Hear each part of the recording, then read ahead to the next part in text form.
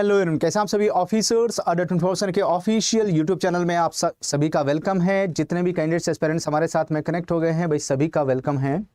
तो आज हम लोग कुछ आसान लेवल के, इजी लेवल के रैपिड टाइप क्वेश्चंस का डिस्कशन करने वाले हैं।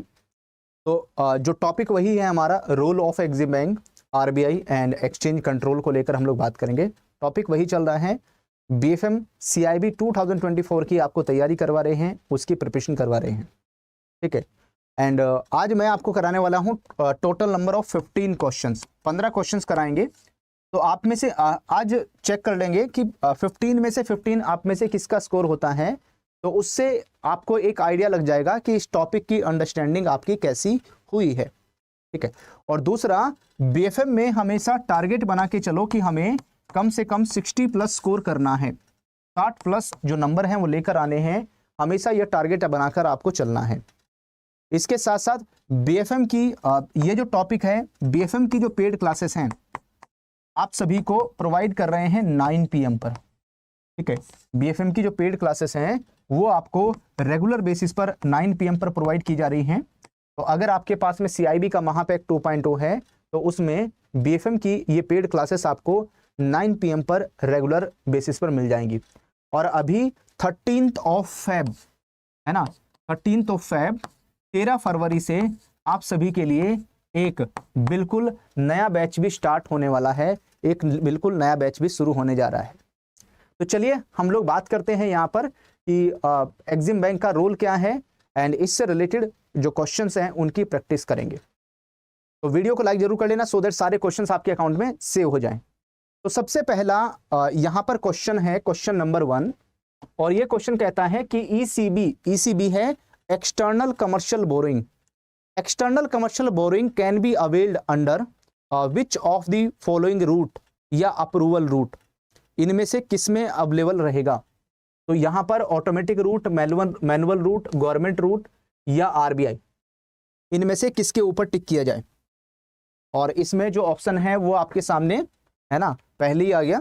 तो यहां पर अगर मैं एक्सटर्नल कमर्शियल बोरोइंग की बात करूं तो जो एक्सटर्नल कमर्शियल बोरोइंग है वो यहाँ पर एक्सटर्नल जो रूट है उसमें भी अवेलेबल है, एक्सटर्नल रूट के थ्रू भी मिल जाएगा, और यहाँ पर ऑटोमेटिक रूट में भी ये अवेलेबल है, ठीक है। ऑटोमेटिक रूट के थ्रू भी यहाँ पर इसको इम्प्लीमेंट किया जा सकता है। तो दोनों ही चीज़ें यहाँ पर अवेलेबल हो जाएंगी। अच्छा, ईसीबी के थ्रू अगर हम एक्सटर्नल कमर्शियल बोरोइंग की बात करें तो कोई भी इंडिया की ऑर्गेनाइजेशन अगर उसको फॉरेन कंट्री से फंड रेज करना है, दूसरे देश से फंड रेज करना है, तो ऐसे केस में वो ऑर्गेनाइजेशंस यहाँ पर क्या इशू कर सकती हैं, अपनी सिक्योरिटीज इशू करके किसी फॉरेन कंट्री से फंड रेज करने का काम कर सकती हैं। तो ये उसके लिए अवेलेबल यहाँ पर रहेगा, ठीक है। एंड एक्सटर्नल कमर्शियल बोरोइंग में जब फॉरेन कंट्री से फंड रेज करने जाएगी कोई भी ऑर्गेनाइजेशन, तो उसे जो रूल एंड रेगुलेशंस हैं वो यहाँ पर फॉलो करने पड़ेंगे। अगर वो रूल एंड रेगुलेशंस यहाँ पर फॉलो करेगी तो उसको अलाउ कर दिया जाएगा ऑटोमेटिक रूट के थ्रू। और उसके बाद में जो यहाँ पर लिमिट है, अगर लिमिट के बियॉन्ड जाकर वो या अगर एलिजिबल क्राइटेरिया में नहीं आता तो ऐसे केस में फिर उसे यहाँ पर परमिशन लेनी पड़ती है, किससे? परमिशन लेनी पड़ती है रिजर्व बैंक ऑफ इंडिया से। तो अगर फॉरेन कंट्री से फंड रेज करना है तो परमिशन लेने की जो रिक्वायरमेंट है वो कहाँ से रहेगी? रिजर्व बैंक ऑफ इंडिया से यहाँ पर परमिशन लेनी पड़ेगी इसके लिए। ओके, तो ये जो पॉइंट है हमारा इसमें एप्लीकेबल हो जाएगा।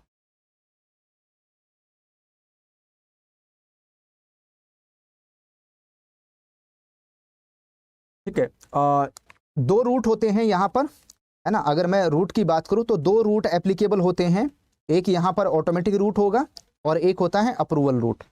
अप्रूवल रूट वो होता है जिसमें गवर्नमेंट से या आरबीआई से अप्रूवल लेने की रिक्वायरमेंट आती है।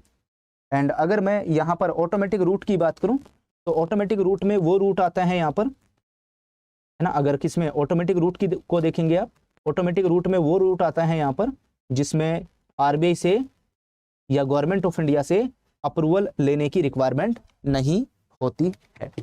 और चलिए अब मैंने ऑप्शन भी आप सभी के लिए इसमें ठीक कर दिए हैं, है ना। दोबारा से एक बार ओपन कर लेते हैं।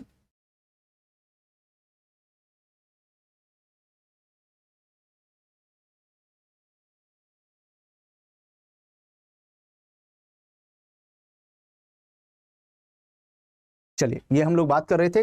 क्वेश्चन नंबर 1 तो हो गया हमारा, इसमें तो हम किसके ऊपर, ए के ऊपर टिक कर देंगे, यहां पर हो जाएगा ऑटोमेटिक रूट, है ना। ये था क्वेश्चन नंबर 1। क्वेश्चन नंबर 1 के बाद में आते हैं क्वेश्चन नंबर 2 में। क्वेश्चन नंबर 2 को देखिए, ध्यान से पढ़िए, ठीक है। ऑप्शंस पहले विजिबल हो रहे थे इसमें, फिर तो क्वेश्चन को अटेम्प्ट करने का कोई, है ना, यहाँ पर अगर आंसर पहले पता चल गया तो ऐसे केस में फिर क्या होता है कि दिमाग नहीं लग पाता उस क्वेश्चन में। तो in case of unsponsored ADR, अगर कोई यहाँ पर एडीआर है, एडीआर का मतलब है अमेरिकन डिपॉजिटरी रिसिप्ट, अगर यहाँ पर अमेरिकन डिपॉजिट रिसिप्ट है, तो in case of unsponsored ADR the companies whose shares are linked to this kind of ADR is known as to pay any cost to the depository.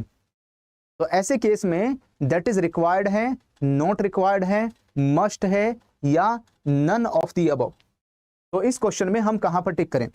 तो अगर कोई ऐसा है, अगर कोई ये अनस्पॉन्सर्ड एडीआर है और कंपनी का जिसका ये शेयर है उसका जो यहां पर शेयर लिंक है किसके साथ में, एडीआर के साथ में लिंक है, तो ऐसे केस में क्या यहां पर दैट इज रिक्वायर्ड टू पे, नॉट रिक्वायर्ड टू पे, must to pay any cost of the depository, या डिपॉजिटरी को जो कॉस्ट है वो पे करनी पड़ेगी यहां पर? तो भाई ऐसे केस में नॉट रिक्वायर्ड, है ना। ऐसे केस में डिपॉजिटरी को जो कॉस्ट है, जो पेमेंट है, वो पे करने की रिक्वायरमेंट यहां पर नहीं होगी। और डिपॉजिटरी ही है जो यहां पर इंडियन कंपनी की सिक्योरिटीज को, शेयर्स को अपने पास कोलेटरल करके उसके बेसिस पर जो यहां पर सिक्योरिटीज हैं वो इश्यू करती हैं, और जिनको यहां पर अमेरिका की market NYSE, New York stock exchange and Nasdaq में यहां पर उसकी ट्रेडिंग होती है। चलिए, तीसरा question, question number 3। Question number 3 को देखिए, The administrative cost involved in the issuing the ADR are borne by the issuing company in case of which of the following ADR, है ना। इनमें से किस तरह का है? डिपॉजिटरी, अंडरराइटर, स्पॉन्सर्ड या गवर्नमेंट, है ना।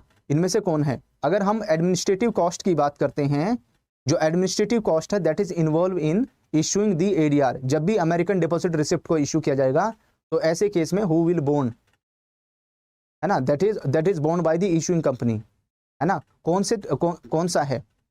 तो आंसर हो जाएगा हमारे यहाँ पर जो स्पॉन्सर्ड एडीआर है। तो जिस कंपनी ने उस एडीआर को स्पॉन्सर्ड किया है, यहाँ पर अमेरिकन डिपॉजिट रिसिप्ट को स्पॉन्सर्ड किया है, तो उसमें जो भी एडमिनिस्ट्रेटिव कॉस्ट इशू होगी तो issuing company will pay, issuing company यहाँ पर उस कॉस्ट को पे करेगी। चलिए, एक और क्वेश्चन है, क्वेश्चन नंबर 4 देखिए। क्वेश्चन नंबर 4 क्या कहता है यहाँ पर? ADR holder has the option, जो जीडीआर, अब जीडीआर है, एडीआर अमेरिका की मार्केट में इशू होता है, और जो जीडीआर है उसको यूरोप की मार्केट में या कंट्री के किसी और देश, है ना, वर्ल्ड के किसी और कंट्री में यहाँ पर इशू किया जाता है, तो उसको बोलते हैं यहाँ पर GDR, global depository receipt. A GDR holder has option to convert the GDR and hold the underlying equity, bond, shares, warrant या डेट। क्या बोलेंगे यहाँ पर? तो अगर मैं जीडीआर होल्डर की बात करूं तो उसके पास में ऑप्शन है यहाँ पर, वो कन्वर्ट कर सकता है, convert the GDR and hold the underlying equity. तो ऐसे केस में वो यहाँ पर शेयर्स की फॉर्म में, तो अगर आप देखोगे जो यहाँ पर जीडीआर इश्यू होते हैं, जीडीआर का पूरा नाम है ग्लोबल डिपॉजिटरी रिसिप्ट, तो उनको भी शेयर्स के अगेंस्ट में ही इश्यू किया जाता है। जैसे एडीआर को शेयर्स के अगेंस्ट में इशू किया जाता है, शेयर्स को कोलेटरल करके उसके अगेंस्ट में नई सिक्योरिटीज इशू की जाती हैं, वैसे ही यहां पर जीडीआर भी इशू होता है। क्वेश्चन नंबर 4 के बाद में आते हैं हम लोग क्वेश्चन नंबर 5 में। क्वेश्चन नंबर 5 को देखिए, क्वेश्चन नंबर 5 क्या कहता है? एफसीसीबी, एफसीसीबी का पूरा नाम है foreign currency convertible bonds. Foreign currency convertibles bond are subject to all the regulations which are applicable to, these are shares, bonds, ECB या फॉरेक्स, फॉरेन एक्सचेंज।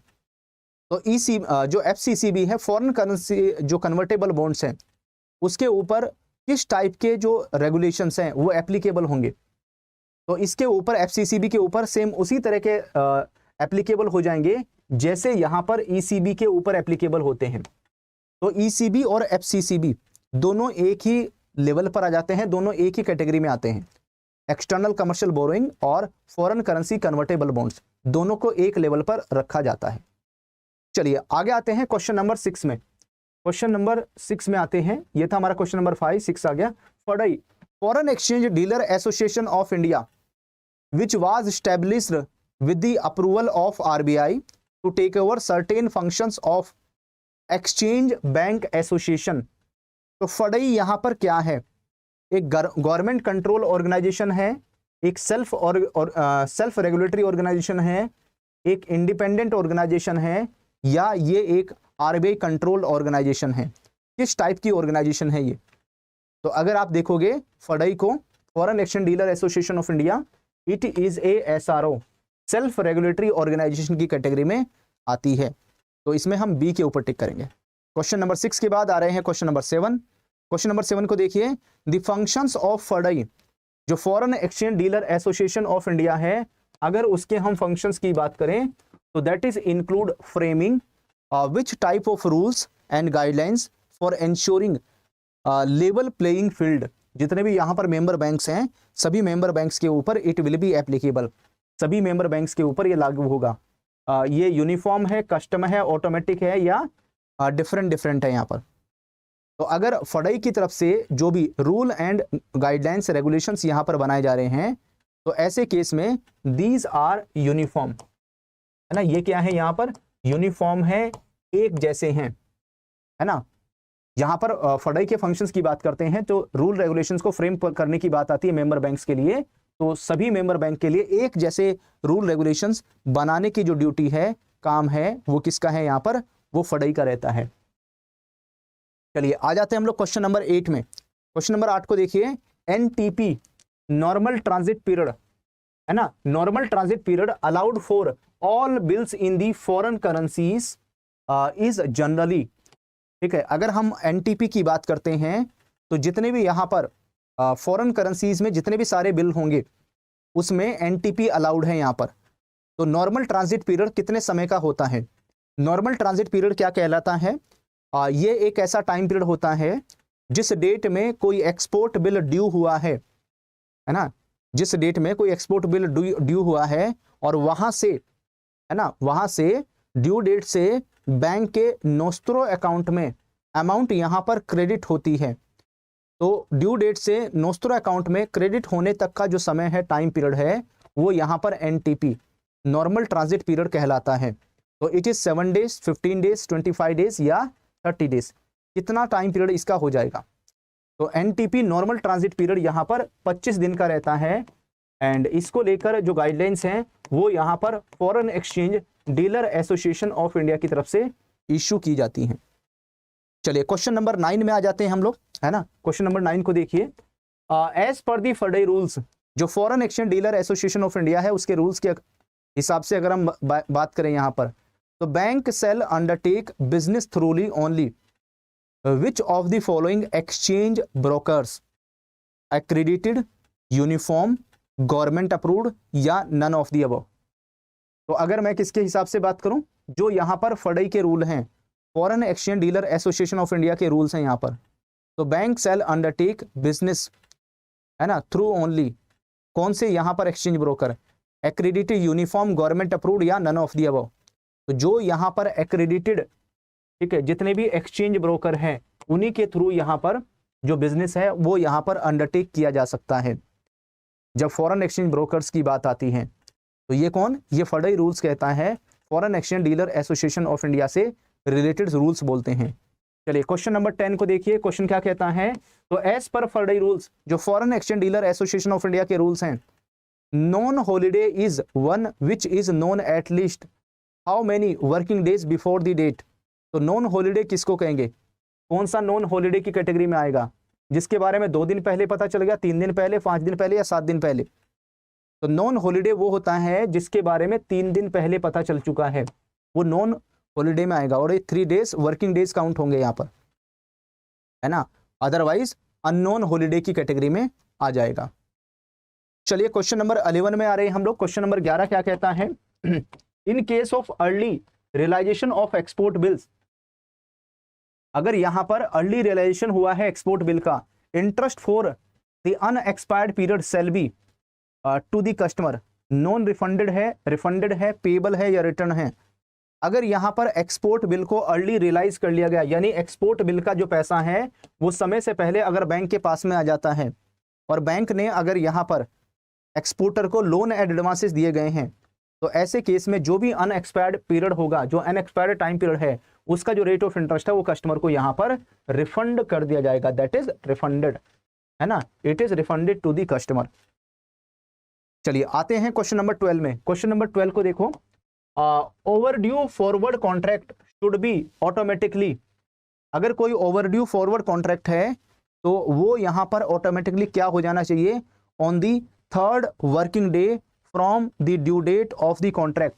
जो भी यहां पर कॉन्ट्रैक्ट की ड्यू डेट है, कॉन्ट्रैक्ट की ड्यू डेट से यहां पर क्या हो जाना चाहिए, ऑटोमेटिक कैरी फॉरवर्ड होना चाहिए, हो जाना चाहिए, रिटर्न हो जाना चाहिए, कैंसिल हो जाना चाहिए या रिफंडेड हो जाना चाहिए। तो अगर कोई ओवरड्यू फॉरवर्ड कॉन्ट्रैक्ट है तो यहां पर जो ड्यू डेट है, ड्यू डेट के 3 दिन, है ना, 3 दिन के बाद में, ठीक है, थर्ड वर्किंग डे, जो भी यहां पर थर्ड वर्किंग डे होगा उस डेट में automatic it should be cancelled, और अपने आप ये क्या होगा, यहां पर अपने आप ये कैंसिल हो जाएगा।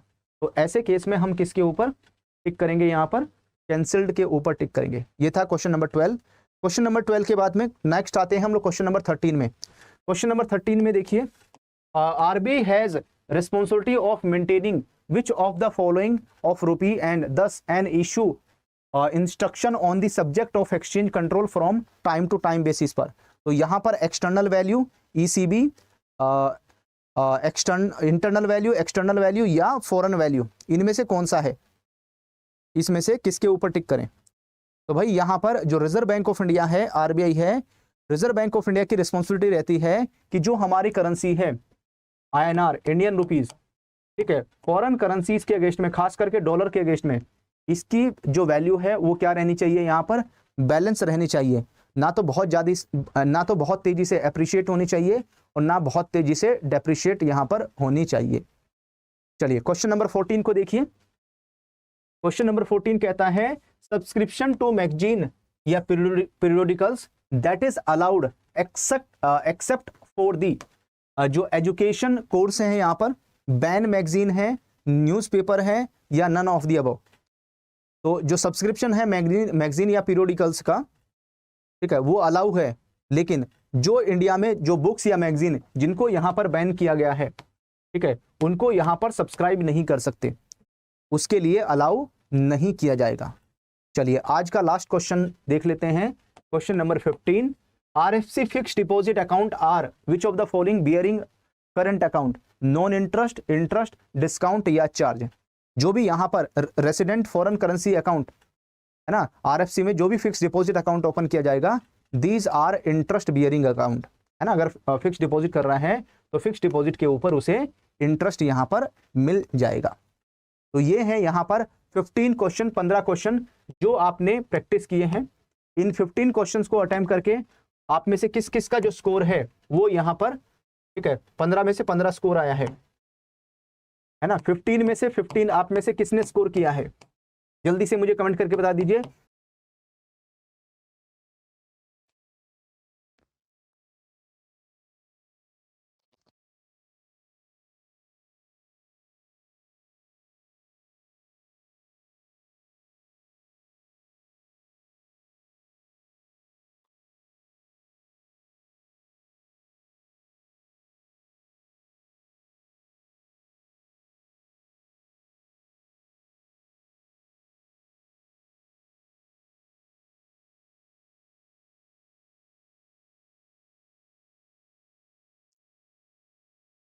हेलो एवरीवन, कैसे हैं आप सभी।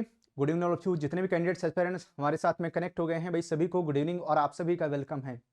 एक बार जल्दी से कंफर्म कर दीजिए कि आप सभी को ऑडियो वीडियो ठीक है, ऑडिबल है, विजिबल है प्रॉपर्ली, आप सभी को जल्दी से चेक कर लीजिए।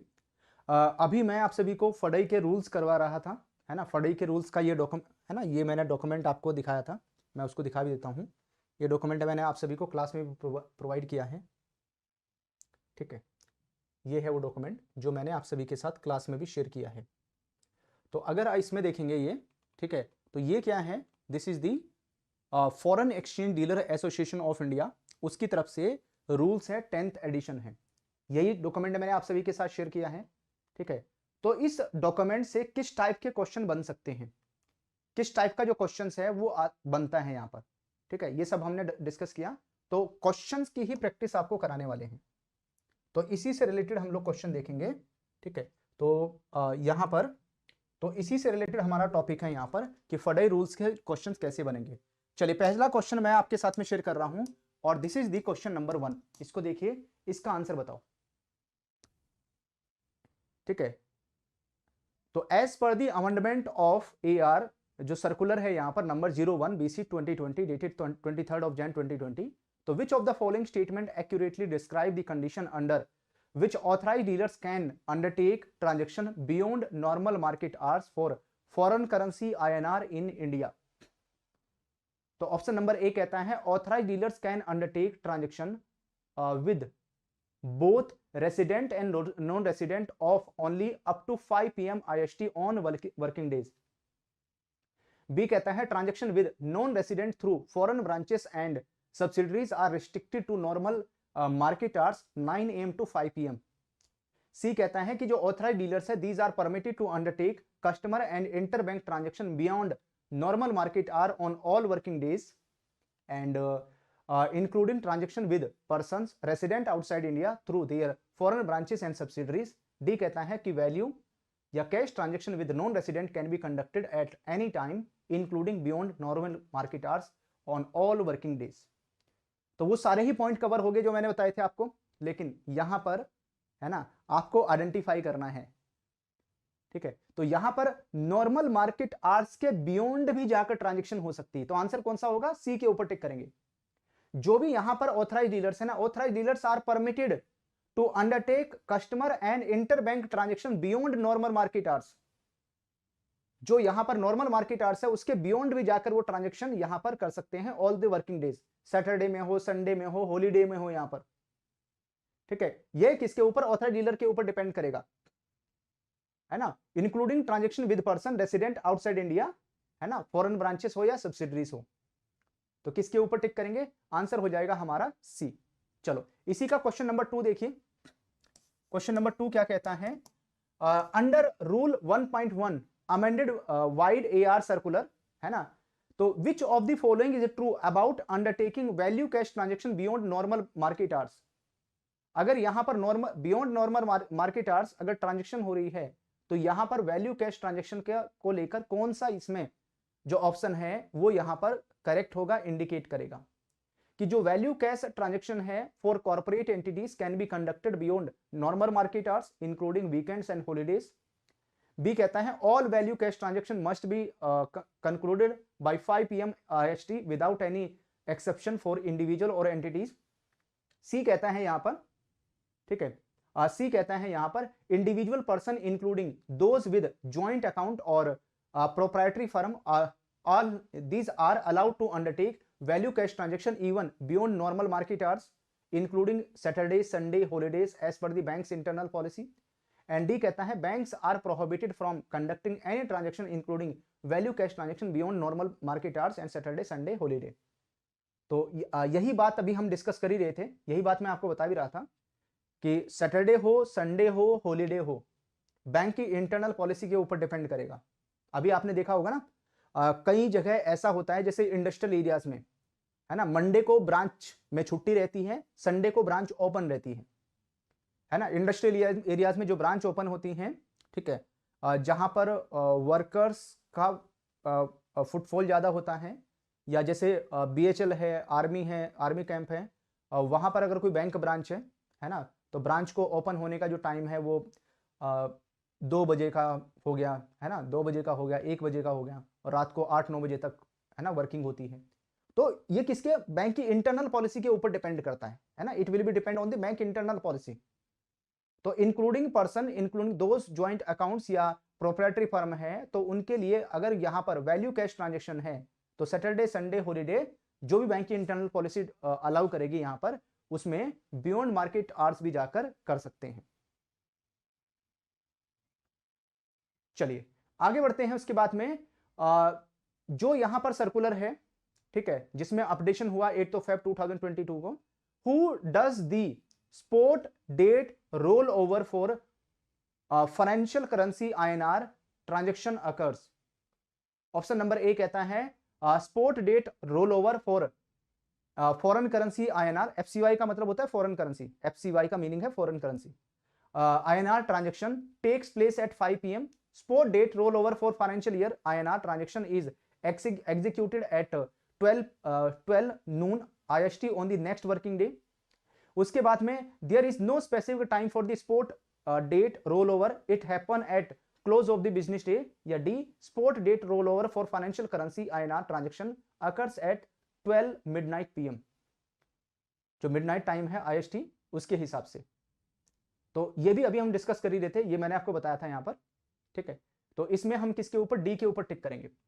तो ये हमारा क्वेश्चन नंबर 3 है यहां पर। तो जल्दी जल्दी क्वेश्चन अटेम्प्ट कीजिए। मैं आपको कराने वाला हूं 15 क्वेश्चन, 15 क्वेश्चन कराने वाला हूं इस सर्कुलर से, और जो भी क्वेश्चन बनेंगे वो मैं आपके साथ में शेयर कर दूंगा, ठीक है। तो आपके साथ में पेड क्लासेस में और रिमेनिंग क्वेश्चंस इस गाइडलाइंस के वो शेयर कर देंगे, सो दैट आप प्रैक्टिस कर सकें उसको। तो इसमें किसके ऊपर टिक करेंगे, डी के ऊपर टिक करेंगे। तो spot date roll over financial currency या INR ट्रांजैक्शन अगर हो रही है तो यहां पर जो मिडनाइट है, रात के 12 बजे का समय है IST के अकॉर्डिंग, उस वो जो रेट है वो कंसीडर किया जाएगा। जो कट ऑफ है ना, जो फॉरेक्स रेट है उसकी जो कट ऑफ टाइमिंग है ये रहेगी। चलिए चौथा question, question number 4, based on the guidelines for post shipment credit in rupee, how is crystallization of foreign currency liability into rupee liability determined in case of non payment of bills on the due date? Option number A कहता है crystallization rate is authorized dealers TT buying rate of the exchange on the date of payment. B कहता है crystallization into rupee liability uses जो authorized dealer spot buying rate of the exchange at time of the original transaction. C कहता है TT selling rate of exchange by the authorized dealers is applied for crystallization into rupee liability, and D कहता है a fixed rate determined at beginning of each fiscal year is used for all crystallization during the year।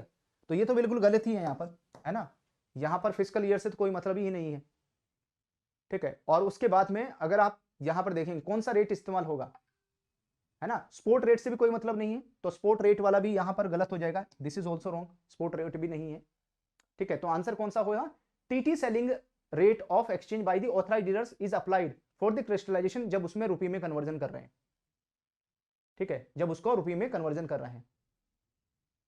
और यहां पर TT buying rate है तो TT buying rate will not be apply. तो किसके ऊपर, सी के ऊपर टिक करेंगे, सी हमारा करेक्ट आंसर होगा। चलिए आ जाते हैं हम लोग, क्रिस्टलाइजेशन क्या होता है। क्रिस्टलाइजेशन का मतलब है जब यहां पर जो फॉरेन करेंसी है, फॉरेन करेंसी मानी यानी डॉलर, जब इसका कन्वर्जन होता है किसमें, INR में, ठीक है, जब यहां पर कन्वर्जन होता है, ठीक है, फॉरेन करेंसी डॉलर को जब INR में कन्वर्जन करेंगे तो उसे क्या बोलते हैं, this is known as crystallisation. इसको क्या बोलेंगे, क्रिस्टलाइजेशन, ये वाला, ये जो शब्द है ना, ये जो शब्द इस्तेमाल किया गया है क्रिस्टलाइजेशन, ये वाला, ठीक है। तो दिस इज द मीनिंग। ये कब होता है, जब यहां पर बैंक एक्सपोर्ट बिल का, जो एक्सपोर्ट बिल है उसका कलेक्शन कर रहा है, उसका कलेक्शन कर रहा है, और यहां पर ड्यू डेट में पैसा आया नहीं है ना, ड्यू डेट में बैंक को पैसा मिला नहीं है, ड्यू डेट में बैंक को पैसा मिला नहीं है, और बैंक ने एक्सपोर्ट बिल के अगेंस्ट में एक्सपोर्टर को एडवांस में ही पैसा दे दिया था, ठीक है, इंपोर्टर से पैसा आया नहीं ड्यू डेट में, ठीक है। तो ऐसे केस में बैंक अगर अपनी बैलेंस शीट तैयार कर रहा है, तो जब बैंक अपनी बैलेंस शीट तैयार करेगा उसमें डॉलर तो दिखाएगा नहीं, ठीक है, डॉलर में तो दिखाएगा नहीं, तो उसको कन्वर्जन करेगा किसमें, INR में। तो जब डॉलर से या फॉरेन करेंसी से INR में कन्वर्जन होता है किसी एक्सपोर्ट बिल का, तो उसे क्या बोलते हैं, क्रिस्टलाइजेशन कहते हैं यहां पर। चलिए क्वेश्चन नंबर 5 आ रहा है यहां पर, ये मैंने क्लास में बहुत डिटेल में बताया था। In the event of the realizations of a bill after crystallization, how does the authorized dealers proceed with the conversion of foreign currency proceeds? तो जो भी यहां पर foreign currency proceeds हैं, in the event of realization of a bill after crystallization, है ना, जो अगर यहां पर crystallization हो गया ठीक है, क्रिस्टलाइजेशन कर दिया, लेकिन क्रिस्टलाइजेशन होने के कुछ समय के बाद में जो बिल है वो रियलाइज हो गया। बिल रियलाइज होने का मतलब है कि उस एक्सपोर्ट बिल का पेमेंट आ गया, है ना। जो एक्सपोर्ट बिल है वो ओवरड्यू हो गया था, लेकिन ऐसा नहीं कि ओवरड्यू होने पर पैसा आएगा ही नहीं, है ना। कई बार ऐसा होता है पैसा आ जाता है लेकिन लेट आता है पैसा, है ना। यहां पर क्रिस्टलाइजेशन कर लिया बैंक ने और उसके, है ना, कुछ काफी समय के बाद पैसा आ गया। तो ऐसे केस में how does the authorised dealers proceed with the conversion of foreign currency proceeds. तो जो भी यहां पर कन्वर्जन हुआ है, ठीक है, जो ऑथराइज्ड डीलर्स ने यहां पर कन्वर्जन किया है यहां पर, तो फॉरेन करेंसी प्रोसीड्स में किस तरीके से यहां पर एक्ट करेगा, किस तरीके से रोल प्ले करेगा। तो ऐसे केस में अगर आप देखोगे ऑप्शन नंबर ए कहता है कि जो ऑथराइज्ड डीलर्स है applies the TT selling rate और the spot rate on the date of realization for conversion. B कहता है यहां पर the conversion of foreign currency proceeds is done at the highest exchange rate available between the TT buying rate and the contracted rate. C कहता है authorized dealer must use the TT buying rate और transaction day rate if any to convert the foreign currency proceeds up to upon realisations. D कहता है कि foreign currency proceeds are automatically converted at the pre determined fix rate regardless of the market rate at the time of realisation. तो क्या condition applicable होगी अगर ऐसे case में condition की बात करते हैं, तो व्हाट कंडीशन विल, है ना, व्हाट कंडीशन विल अप्लाई। तो ऐसे केस में जो ऑथराइज्ड डीलर्स हैं उसको यहां पर must use TT buying rate. कौन सा रेट इस्तेमाल होगा, इसी से पहचानना है आपको यहां पर, है ना। यहां पर जो टीटी बाइंग रेट है या जो भी कॉन्ट्रैक्टेड रेट है यहां पर इफ एनी, तो उस रेट के हिसाब से जो फॉरेन करेंसी है उसको कन्वर्ट करेंगे यहां पर, है ना, रियलाइजेशन करने के लिए, ठीक है। तो उसका यहां पर यूज किया जाएगा, उसका इस्तेमाल किया जाएगा। बी इसलिए रॉन्ग हो गया क्योंकि वहां पर हाईएस्ट एक्सचेंज रेट की बात कर रहा है कि कॉन्ट्रैक्टेड रेट या टीटी बाइंग रेट में जो भी यहां पर हाईएस्ट हो, तो इसमें जो टीटी बाइंग रेट यूज करेंगे या जो कॉन्ट्रैक्टेड रेट, है ना, जो भी यहां पर अवेलेबल होगा, है ना, उसके हिसाब से कन्वर्जन होगा। तो आंसर बी सी। चलो क्वेश्चन नंबर 5 के बाद आते हैं क्वेश्चन नंबर 6 में। जल्दी जल्दी अटेम्प्ट कीजिए, सारे क्वेश्चन थोड़े से टफ लेवल के क्वेश्चन हैं। यस्टरडे तो आसान क्वेश्चन थे, जल्दी जल्दी हो गए थे। How is interest handle in the case of early realisation of export transaction. अगर यहां पर एक्सपोर्ट ट्रांजेक्शन को अर्ली रियलाइजेशन हो गया, मतलब समय से पहले पैसा बैंक के पास में आ गया, जो एक्सपोर्ट बिल की ड्यू डेट थी उससे पहले ही बैंक के पास में पैसा आ गया, बैंक को पहले पैसा रिसीव हो गया, तो ऐसे केस में क्या अप्लाई होगा। वीडियो को लाइक जरूर कर लेना सो दैट सारे क्वेश्चन अकाउंट में सेव हो जाएं। एग्जाम से पहले जब भी आप इन क्वेश्चंस को प्रैक्टिस करना चाहोगे तो ये सारे क्वेश्चन प्रैक्टिस के लिए आपके पास हमेशा अवेलेबल रहें।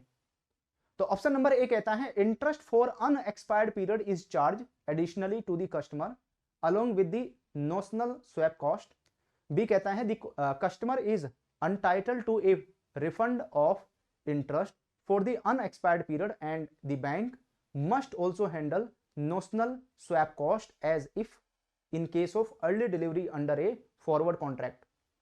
C कहता है no adjustment are made for interest in case of early realizations as the interest rates are fixed and non-refundable. उसके बाद में D कहता है early realization result in a penalty to the customer for not adhering to the agreed term including additional interest charges.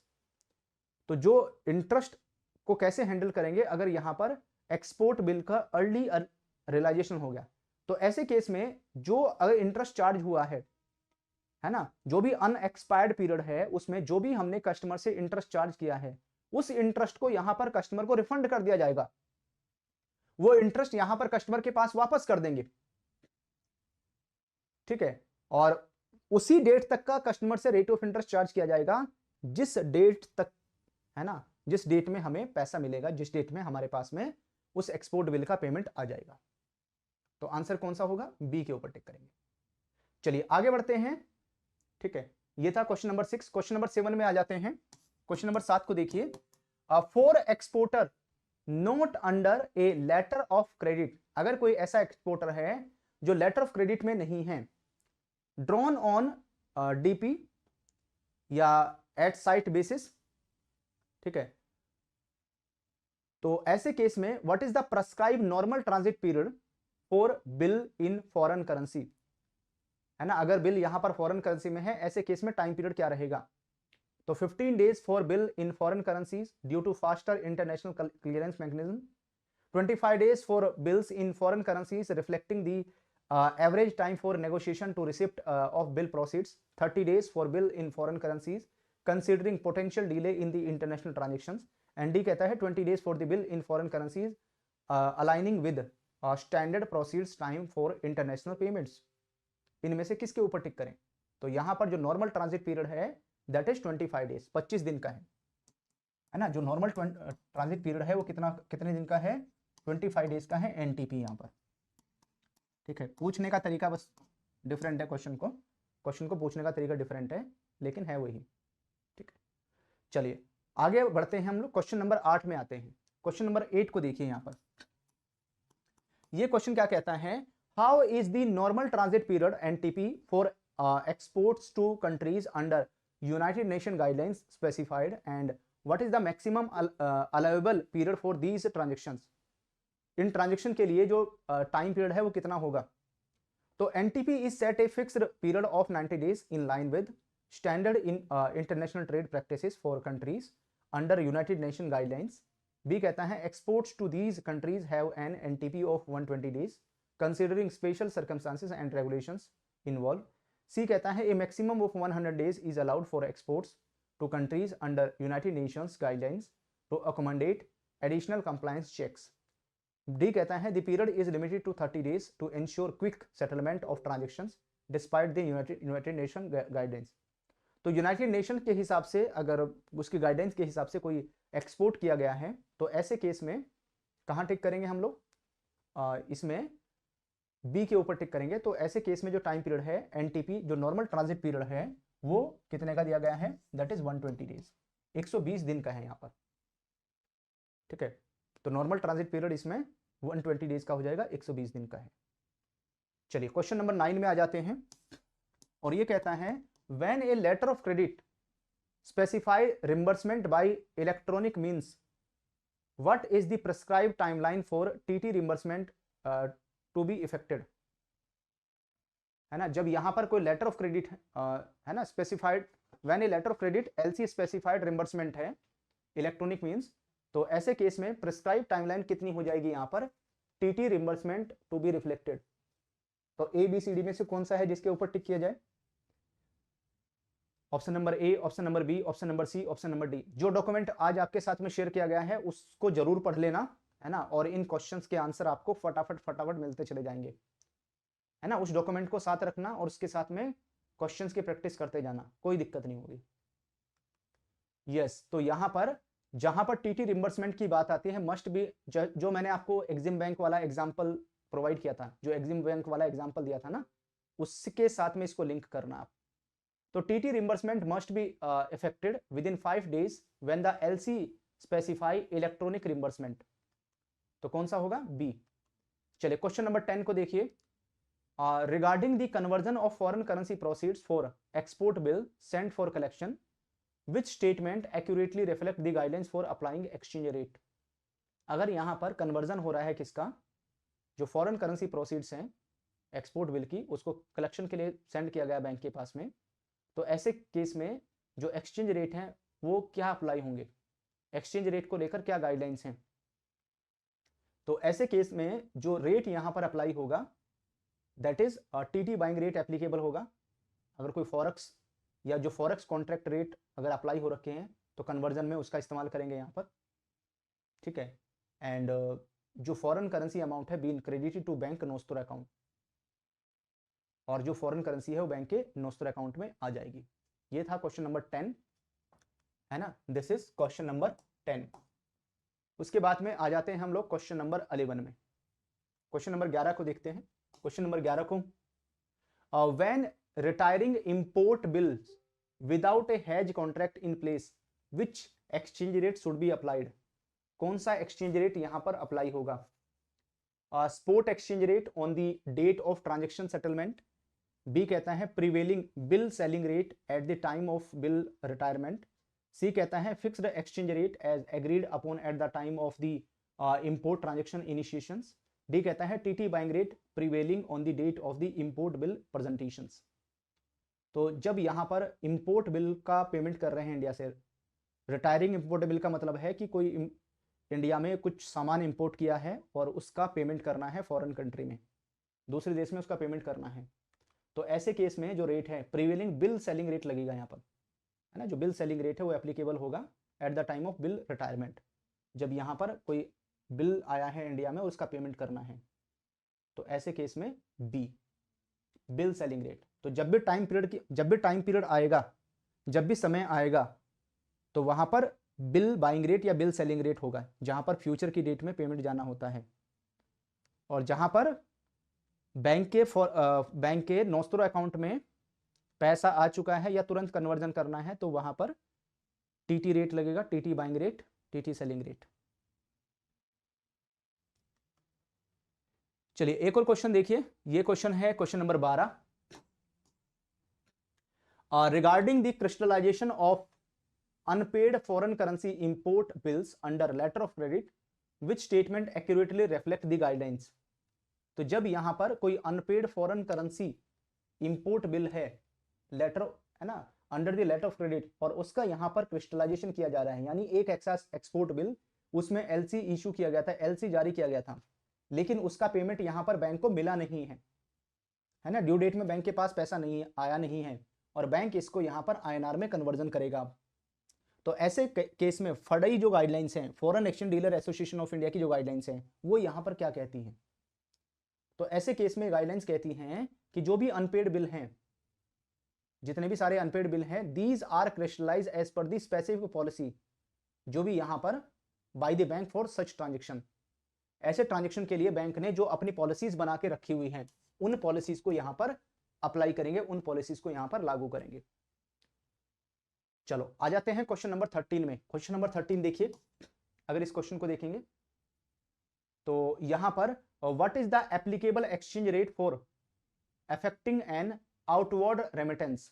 अगर यहां पर कोई outward remittance हुआ है ना, अगर कोई आउटवर्ड रेमिटेंस है, तो ऐसे केस में what is the applicable exchange rate. Applicable exchange rate क्या है यहां पर? ऑप्शन नंबर ए कहता है foreign currency market rate at the time of transaction confirmation, B कहता है prevailing bill buying rate at the time of the outward remittance, C कहता है TT selling rate of the bank और the foreign exchange contract rate ruling on the date of the remittance, D कहता है a fix rate determine at the beginning of each fiscal year for all outward remittance. तो यहां पर answer कौन सा होगा? जो टीटी सेलिंग रेट है ऑफ द बैंक या फॉरेन एक्सचेंज जो कॉन्ट्रैक्ट रेट है, जो भी यहां पर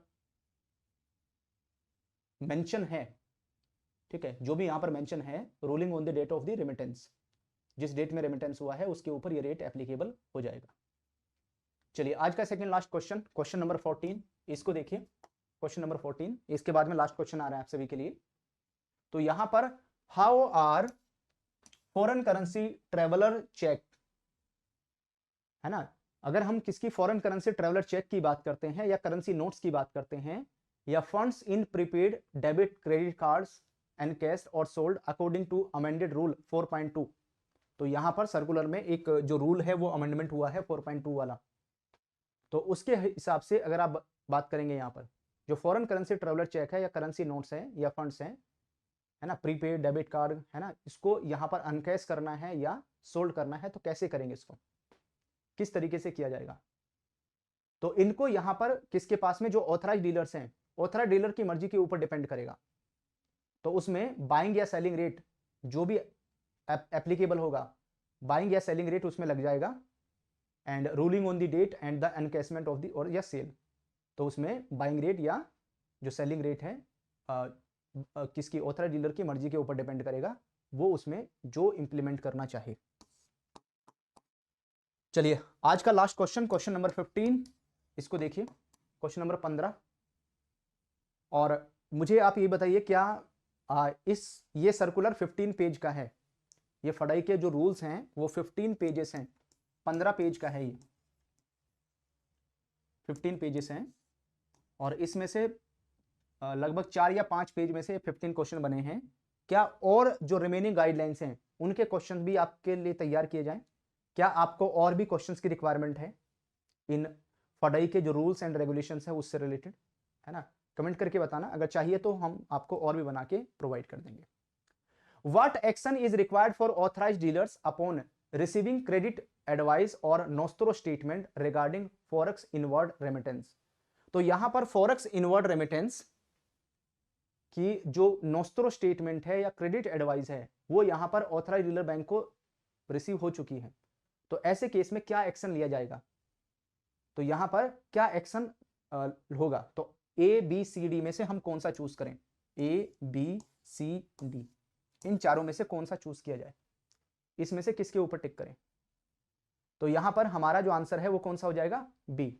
bank is required to pay और send intimation to the beneficiary, है ना, जिस भी बेनिफिशियरी का वो पैसा है जो बैंक के नोस्टोर अकाउंट में या बैंक के पास क्रेडिट एडवाइस आ गई है, तो उसको यहां पर बेनिफिशियरी को जो इंटीमेशन है वो कितने दिन के अंदर पहुंच जाना चाहिए, विद इन 2 वर्किंग डेज, है ना, कितने दिन के अंदर पहुंच जाना चाहिए, विद इन 2 वर्किंग डेज के अंदर अंदर बेनिफिशियरी को इंटीमेट करना है जिस बैंक के पास वो पैसा आया है ना, जिस डेट में वो यहां पर credit receipt, credit advice receipt आई है या नोस्टोर स्टेटमेंट रिसीव हुई है, जिस डेट में बैंक को पता चला है, इंटीमेशन आ गया है, तो यहां पर उसके 2 दिन के अंदर अंदर कस्टमर को इंटीमेट करना है, कस्टमर को बताना है उसके बारे में।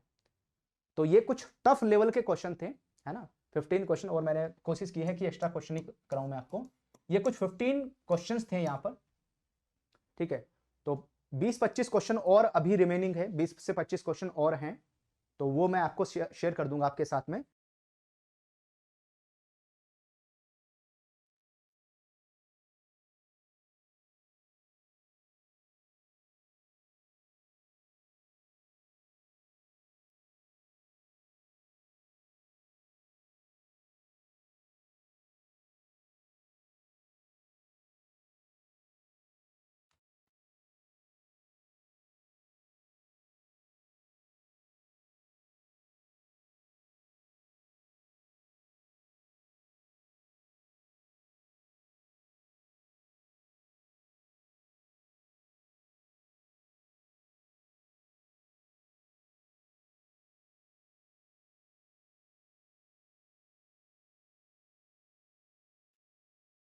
Hello everyone, good evening all, सभी को ऑडिबल है, एक बार जल्दी से कंफर्म कर दीजिए कि आप सभी को ऑडियो ठीक है, ऑडिबल है, विजिबल है।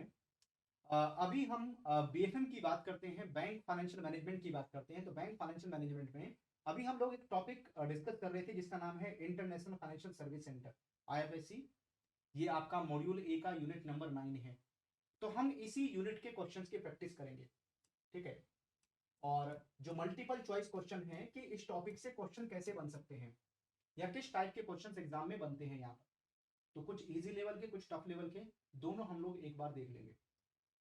ओके, एंड सभी क्वेश्चन को अच्छे से प्रैक्टिस करना है और उसके बाद में मेरे साथ में अपना स्कोर शेयर करना है कि सभी क्वेश्चन को अटेम्प्ट करके आपने कितना स्कोर किया है। चलिए, पहला क्वेश्चन आपके सामने स्क्रीन पर आ रहा है और इसको पढ़िए। ये क्वेश्चन क्या कहता है, क्वेश्चन नंबर 1 है, what is the purpose of allowing remittance under LRS, liberalized remittance scheme to International Financial Service Center IFSC। Option number A कहता है to encourage resident to invest in foreign securities, to promote diversification of investment portfolio, C to facilitate domestic transaction with other resident, और D कहता है to deepen the financial market in IFSC। इनमें से कौन सा है जिसके ऊपर टिक किया जाए, है ना, इनमें से कौन सा है जो हमारा करेक्ट आंसर को इंडिकेट करेगा यहाँ। तो जो एलआरएस है, लिबरलाइज रेमिटेंस स्कीम, जब हम आईएफएससी की बात करते हैं, यानी कोई व्यक्ति अगर इंडिया में बैठा है और वो एलआरएस लिबरलाइज रेमिटेंस स्कीम के तहत अगर फंड ट्रांसफर करना चाहता है आईएफएससी में, तो वो पर्सन यहाँ पर ट्रांसफर कर सकता है। तो उसके लिए deepen the financial market in IFSC, जो आईएफएससी है उसमें जो फाइनेंशियल मार्केट है उसको एक्सेस करने के लिए, उसका जो एक्सेस है वो उसको यहां पर मिल जाता है।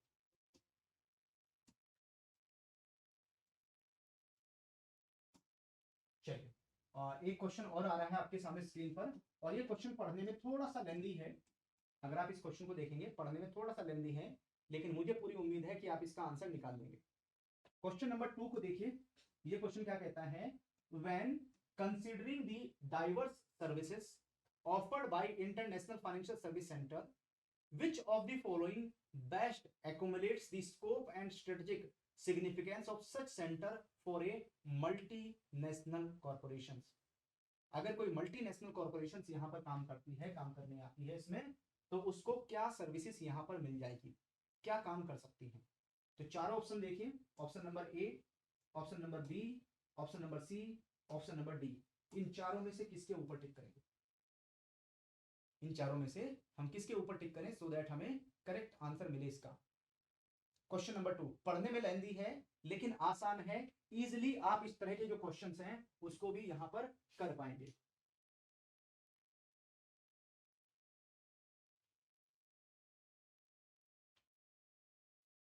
यस, तो भाई सबसे पहली बात अगर हम लोग बात करें तो आंसर कौन सा हो जाएगा हमारा?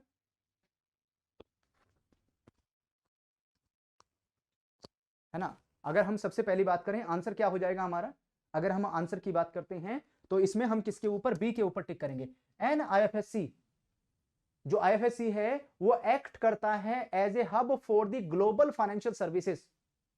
तो इसमें जो यहां पर मल्टीनेशनल कॉरपोरेशंस हैं उनको कंप्रीहेंसिव सॉल्यूशन यहां पर मिल जाता है, फंड रेजिंग एक्टिविटीज कर सकती हैं, अपनी एसेट को मैनेज कर सकते हैं, रिस्क मैनेजमेंट को यहां पर अलाइन कर सकते हैं, क्रॉस बॉर्डर जो टैक्स लायबिलिटीज हैं यहां पर उनको ऑप्टिमाइज कर सकते हैं यहां पर।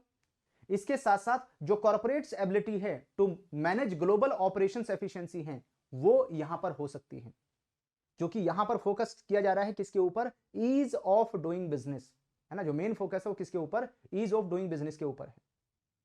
चलिए क्वेश्चन नंबर 3 में आते हैं। क्वेश्चन नंबर 3 को देखिए, ये क्वेश्चन क्या कहता है?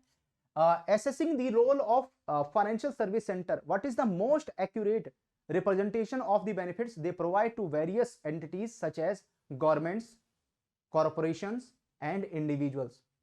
तो यहां पर चाहे वो गवर्नमेंट हो, चाहे वो कॉरपोरेशंस हो, चाहे वो इंडिविजुअल्स हो, इनको यहां पर कई तरह की जो सर्विसेज है वो प्रोवाइड की जाती है, कई तरह के बेनिफिट मिलते हैं यहां पर। तो आईएफएससी से इनको क्या फायदा मिल जाएगा, है ना, या इनके इनके लाइफ स्पेन में आईएफएससी क्या रोल प्ले करता है यहां पर? इसमें भी 4 ऑप्शन है, option number A, B, C, D. इन चारों में से किसके ऊपर टिक करें? पढ़ते जाइए चारों ऑप्शंस को।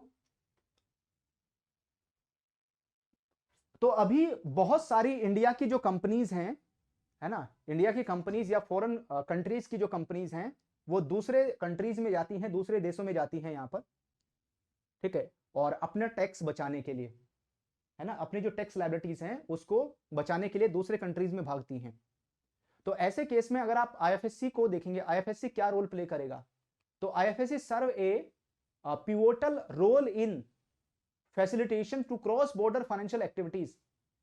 कई तरह की wide array of services offer की जाती हैं यहां पर, fund raising to global tax management, ठीक है, उसके बाद में cater to need of the individual corporation, government and aligning for the comprehensive wealth management, facilitating complex corporate जो एक्शंस हैं, उसके साथ साथ मर्जर एंड एक्विजिशन से रिलेटेड एक्टिविटीज, उन सब को एग्जीक्यूट किया जाता है इसके थ्रू, है ना, उन सबको इसके थ्रू यहां पर एग्जीक्यूट करने का काम आता है। चलिए उसके बाद में बढ़ते हैं हम लोग आगे, नेक्स्ट क्वेश्चन नंबर 4 में आते हैं। क्वेश्चन नंबर 4 को देखिए, जो क्वेश्चन नंबर 4 है वो क्या कहता है यहां पर कि when considering the guidelines for establishment of international financial service center IFSC IBU, जब international financial service center banking unit को डेवलप करने की बात आती है किसी इंडियन बैंक के द्वारा, तो which of the following statement accurately represent the regulatory framework and operational pre request mandated by RBI? तो रिजर्व बैंक ऑफ इंडिया ने क्या यहां पर प्री रिक्वेस्ट रखी है कि अगर आईबीयू को सेटअप करना है तो इन प्री रिक्वेस्ट को फॉलो करना पड़ेगा, वो क्या है? तो पहचान लोगे इसमें भी, ए, बी, सी, डी, वो 4 में से क्या है? क्योंकि जो आईएफएससी है, आईएफएससी के आने से पहले, है ना, अगर आप किसको देखेंगे जो आईएफएससी है, आईएफएससी के आने से पहले इन सब चीजों के ऊपर फोकस किया जा रहा था, इनके ऊपर काम हो रहा था यहां पर।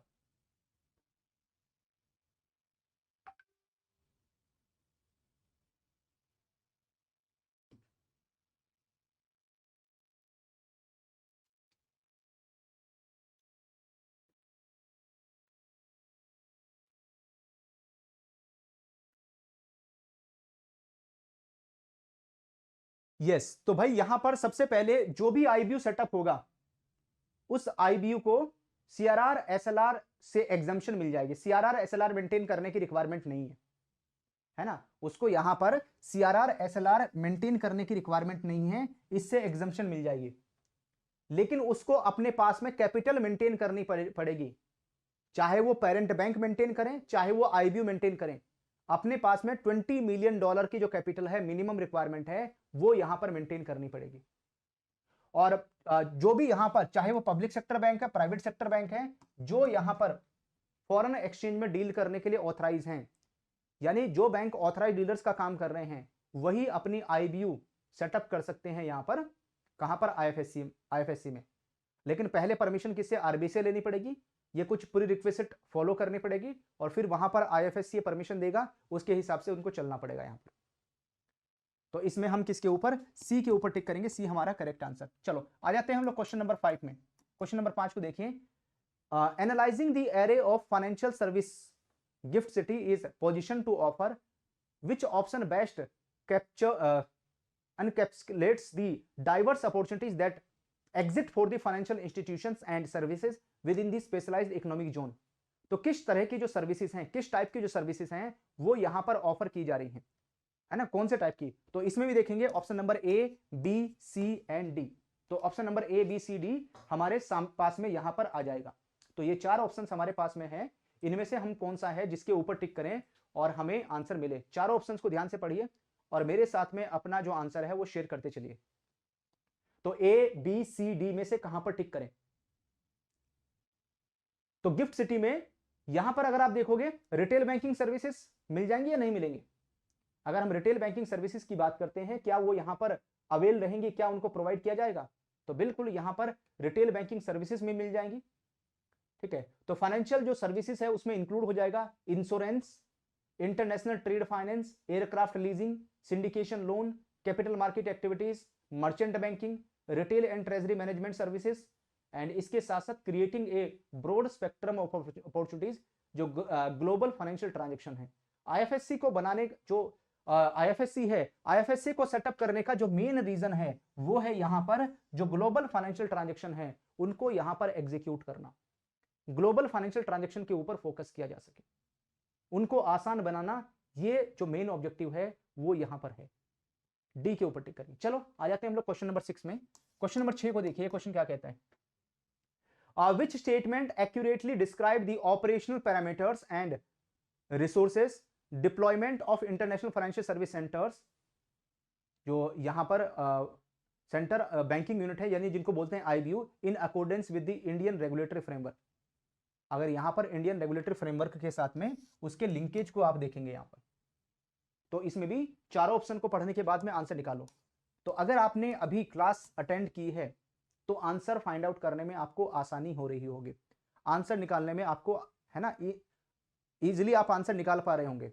तो वही है, मैं हमेशा बोलता हूं कि concept is power, concept clarity के ऊपर जरूर ध्यान दो, कॉन्सेप्ट इज पावर। और डेली बेसिस पर हम आपको बीएफएम की जो क्लास है वो प्रोवाइड कर रहे हैं डेली बेसिस पर 9 PM पर। 9 PM पर जो क्लास है वो आप सभी के लिए डेली बेसिस पर आ रही है, तो उस क्लास को आप बीएफएम की क्लास डेली बेसिस पर अटेंड करो। ठीक है, ये क्लास आपको मिल जाएगी सीआईबी के महापैक 2.0 में।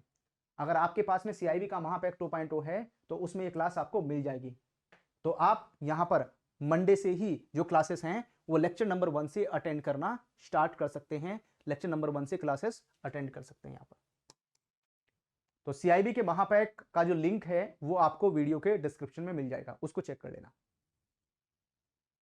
यस, तो हमारा जो आंसर है वो कौन सा होगा यहां पर? इसमें हम सी के ऊपर टिक करेंगे, सी हमारा करेक्ट आंसर है। जो भी यहां पर फंड्स हैं, funds for IBU, these are raised from non resident and overseas जो बैंक ब्रांचेस हैं, जो इंडियन बैंक्स की ओवरसीज बैंक ब्रांचेस हैं, जो नॉन रेसिडेंट्स हैं, वहां से फंड रेज करने का काम होता है।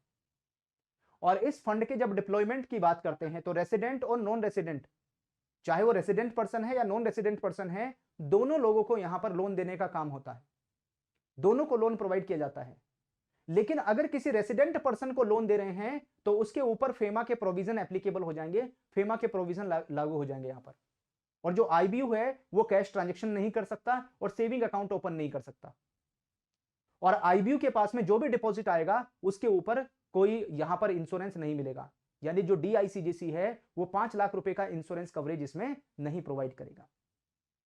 चलो आ जाते हैं क्वेश्चन नंबर 7 में। क्वेश्चन नंबर 7 को देखिए, इसका आंसर निकालिए। Considering the role and establishment of the international financial service centre authority, जो यहां पर आईएफएससीए को स्टेब्लिश किया गया है, इसके रोल एंड स्टेब्लिशमेंट की बात करते हैं तो उसको लेकर आपको 4 ऑप्शन हैं, उनमें से जो करेक्ट स्टेटमेंट है उसको आइडेंटिफाई करना है, यानी आपको आईएफएससी का रोल और उसके स्टेब्लिशमेंट को पहचानना है वो कौन सा है।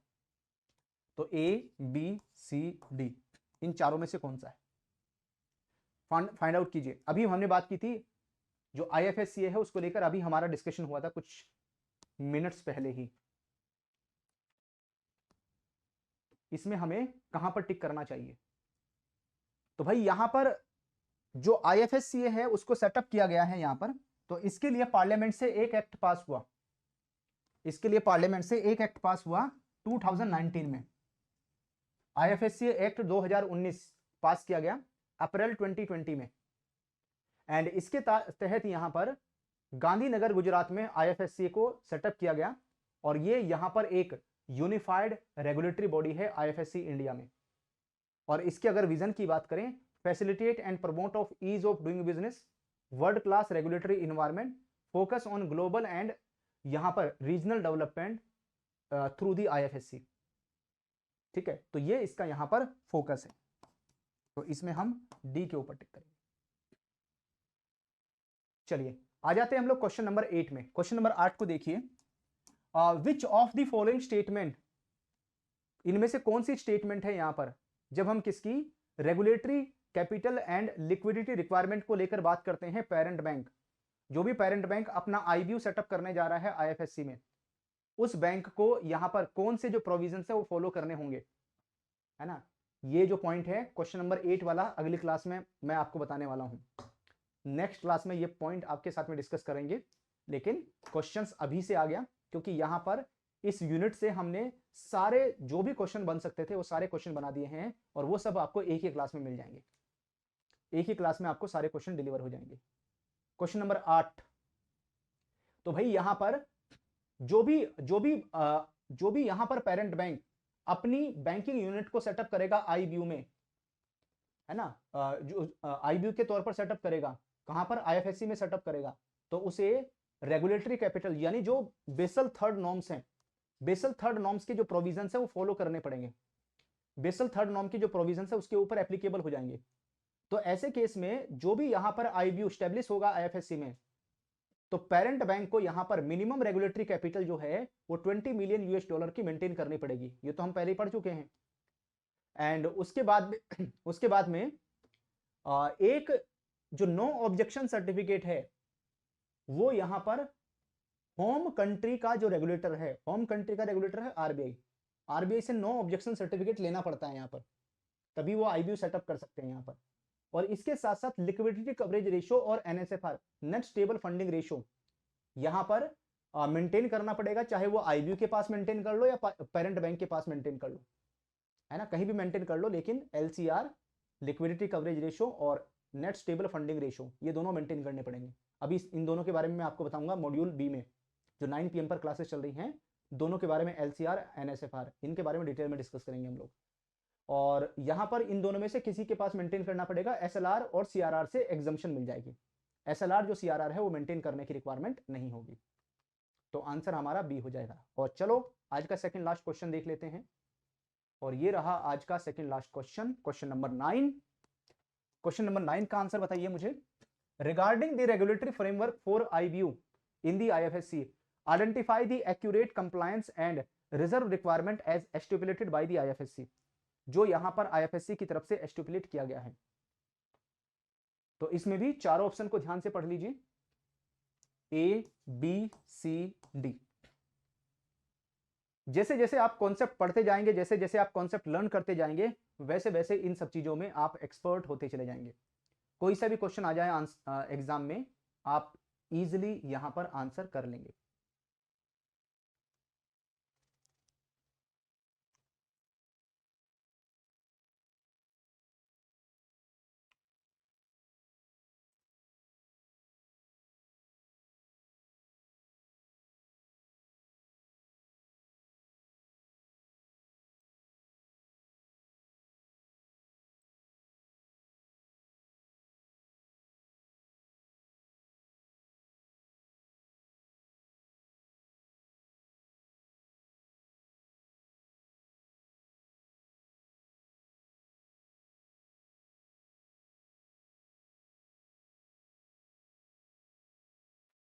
यस, आई थिंक सभी को आंसर मिल गया होगा, बहुत बढ़िया। तो यहां पर हम किसके ऊपर टिक करेंगे? जो रेगुलेटर है, अगर हम आईएफएससी की बात करते हैं तो आईबीयू का रेगुलेटर कौन है? आईएफएससीए। तो आईएफएससीए डिमांड दैट जो आईबीयू है, आईबीयू यहां पर फॉलो करें their home regulator prudential directions. ठीक है, जब तक यहां पर आईएफएससी की तरफ से स्पेसिफाइड ना किया जाए तो होम रेगुलेटर की जो प्रूडेंशियल है, फाइनेंशियल गाइडेंस है, उनको फॉलो करें। और यहां पर आईएफएससी ने क्या बोला है? आईएफएससी ने कहा है कि यहां पर जो भी रिटेल डिपॉजिट रिजर्व रेशियो है ना, ये एक तरह का वैसा ही जैसा यहां पर सीआरआर है, तो सीआरआर तो मेंटेन नहीं करना, एसएलआर मेंटेन नहीं करना। तो इस आईबीयू को बोला गया है कि जो भी आपके पास में रिटेल डिपॉजिट आएंगे, तो उसके उसके अगेंस्ट में जो भी आपके पास डिपॉजिट आ रहे हैं, तो वहां पर आपको एक retail deposit reserve ratio maintain करना है। कितना? 3% का। 3% का मेंटेन करेंगे of the previous days individual deposit.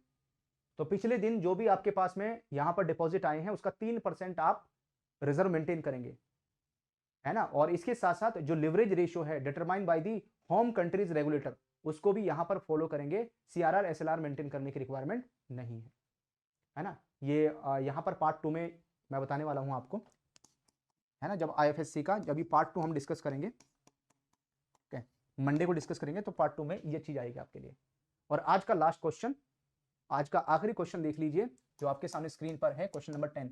Which of the following statement accurately reflect the scope of permissible activities for international banking unit, जो आईबीयू है यहां पर, with regard to account operations and transactional modalities, इसको लेकर बात करें तो यहां पर आप देखेंगे चारों में से कौन सा है जो हमारे आंसर को इंडिकेट करेगा, जो हमारे आंसर को बताएगा। यहां पर इनमें से कौन सा है, किसके ऊपर टिक करें यहां पर?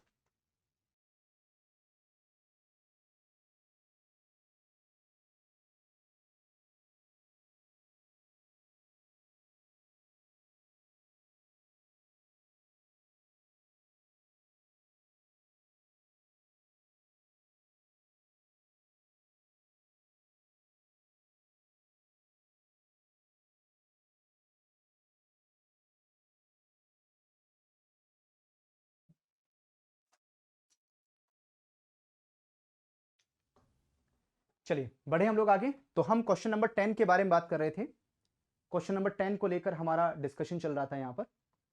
तो अगर मैं क्वेश्चन नंबर 10 की बात करूं तो which of the following statement accurately reflect the scope of permissible activities for international banking unit IBU with regard the account operation and transaction modalities की बात करते हैं। तो इनमें से कौन सा है जिसके ऊपर टिक करें?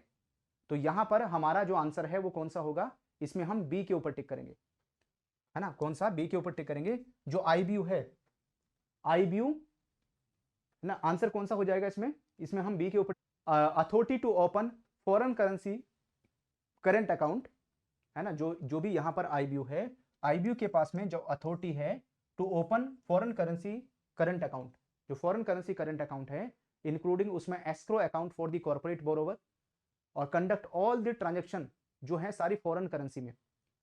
जो आईएफएससी है उसमें सारी की सारी जो ट्रांजेक्शन है वो किस में होंगी?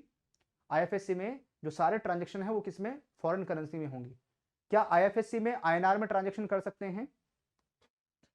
क्या आईएफएससी में इंडियन रुपीज आईएनआर में ट्रांजेक्शन कर सकते हैं? यस और नो? तो यहां पर आईएफएससी में आप आईएनआर में ट्रांजेक्शन नहीं कर सकते, this is not permitted.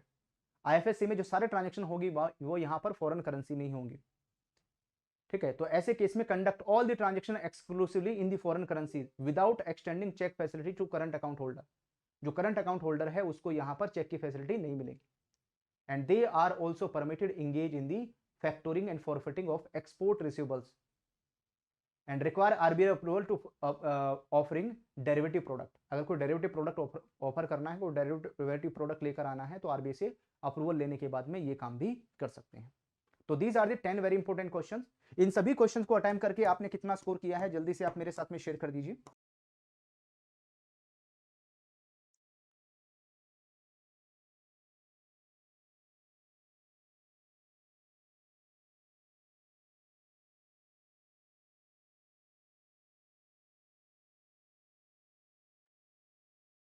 Hello Arun, कैसे हैं आप सभी? ऑफिसर्स अडर 24 के ऑफिशियल यूट्यूब चैनल में आप सभी का वेलकम है। जितने भी कैंडिडेट्स एस्पिरेंट्स हमारे साथ में कनेक्ट हो गए हैं भाई सभी को गुड इवनिंग और आप सभी का वेलकम है। तो एक बार जल्दी से कंफर्म कर दीजिए कि आप सभी को ऑडियो वीडियो ठीक है, ऑडिबल है, विजिबल है प्रॉपर्ली आप सभी को। हम लगातार आपको बीएफएम की प्रिपरेशन करवा रहे हैं, लगातार आपको बीएफएम की तैयारी करा रहे हैं। और अगर हम बैंक फाइनेंशियल मैनेजमेंट की बात करें, ठीक है, तो ये पेपर टफ होता है ना। अगर एग्जाम में इस पेपर की बात करें तो टफ लेवल का पेपर होता है, लेकिन ये ऐसा नहीं है कि इस पेपर को पास नहीं किया जा सकता। बहुत सारे एस्पायरेंट्स ने लास्ट टाइम भी इस पेपर को पास किया था और अब की बार आप सभी भी इस पेपर को पास करने वाले हैं, क्योंकि हम जो प्रिपरेशन है वो अब की बार एकदम प्रिसाइज प्रिपरेशन आपको करवा रहे हैं, है ना। एक एक टॉपिक के ऊपर बहुत फोकस है हमारा कि एक एक टॉपिक के कॉन्सेप्ट को आप लर्न करते चलें, सीखते चलें, है ना, और उसके क्वेश्चंस की प्रैक्टिस करते चलें।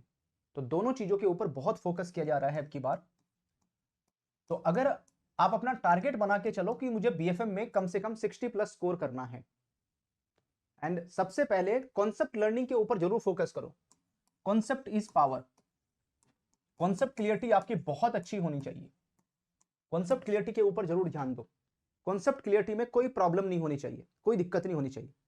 चीजों को लर्न करना, सीखने के ऊपर जरूर ध्यान दीजिए। और जब आप सीखने के ऊपर फोकस करेंगे, लर्न करेंगे यहां पर, तो 100% आपका exam first attempt single attempt में क्लियर होगा। तो आज हम बात करने वाले हैं इंटरनेशनल फाइनेंशियल सर्विस सेंटर यानी गिफ्ट सिटी के क्वेश्चन डिस्कस करेंगे। तो इसका मैं पार्ट 1 आपको करवा चुका हूं। आज हमारा क्वेश्चंस का पार्ट 2 है। आज हमारा क्वेश्चन का पार्ट 2 रहेगा और आप सभी के लिए कल से बीएफएम का बिल्कुल नया बैच भी स्टार्ट होने जा रहा है। कल से बीएफएम का नया बैच भी शुरू हो रहा है। तो यहां पर वो बैच मिलेगा सीआईबी के महापैक 2.0 में। कल वो कंप्लीट बैच आपको मिल जाएगा। चलिए क्वेश्चन का सिलसिला स्टार्ट करेंगे। तो एक क्वेश्चन, तो कल मैंने आपको 10 क्वेश्चंस कराए थे, इसके 10 क्वेश्चन कल करा दिए थे मैंने, और आज वहां से हम आगे की बात करेंगे। अच्छा, इसके साथ साथ एक चीज और है यहां पर। जब आप प्रिपरेशन कर रहे हैं, तैयारी कर रहे हैं बीएफएम की, तो आप सभी के लिए ये बुक भी अवेलेबल है। तो ये बुक कहां मिलेगी वो मैं आपको शेयर कर दूंगा। इस बुक में क्वेश्चन ही क्वेश्चन है ना। बहुत सारे क्वेश्चन है इस बुक के अंदर। अगर आप देखोगे इस बुक में अगर हम टोटल यूनिट्स की बात करते हैं तो जो टोटल यूनिट्स हैं वो है आपकी 31 यूनिट हैं। और पूरी की पूरी जो 31 यूनिट हैं वो इसमें कवर्ड हैं। यहाँ पर पूरी 31 यूनिट इसमें आपको मिल जाएंगी। पूरी 31, पूरे के पूरे 31 यूनिट्स के क्वेश्चन हैं इसमें। उसके साथ साथ 2 फुल लेंथ मॉक टेस्ट और केस स्टडीज वाले क्वेश्चन। इस बुक में 1800 से ज्यादा क्वेश्चन हैं। ये बुक कहाँ मिलेगी? तो सभी के पास में ये बुक होनी चाहिए, ठीक है। इस तरीके से यहाँ पर आपको इसमें क्वेश्चन ही क्वेश्चन मिल जाएंगे, है ना। हर पेज पे क्वेश्चन है, हर पेज पे क्वेश्चन है, और हर क्वेश्चन का आंसर मिलेगा और हर क्वेश्चन का एक्सप्लेनेशन आपको दिया गया। ये बुक कहाँ मिलेगी आपके साथ में शेयर कर दूंगा, ओके। और कल से सीआईबी का महापैक भी यहाँ पर, सीआईबी के महापैक में कल से लेक्चर नंबर 1 से क्लास स्टार्ट होने जा रही है। तो वो भी आप जरूर अपने पास रखें। चलिए पहला क्वेश्चन आपके सामने स्क्रीन पर आ रहा है। Regarding the facilitations of investment transaction and underwriting services by the IBU, which one of the following option is most accurate? इनमें से कौन सा ऑप्शन है जो यहां पर एकदम एक्यूरेट हो जाएगा?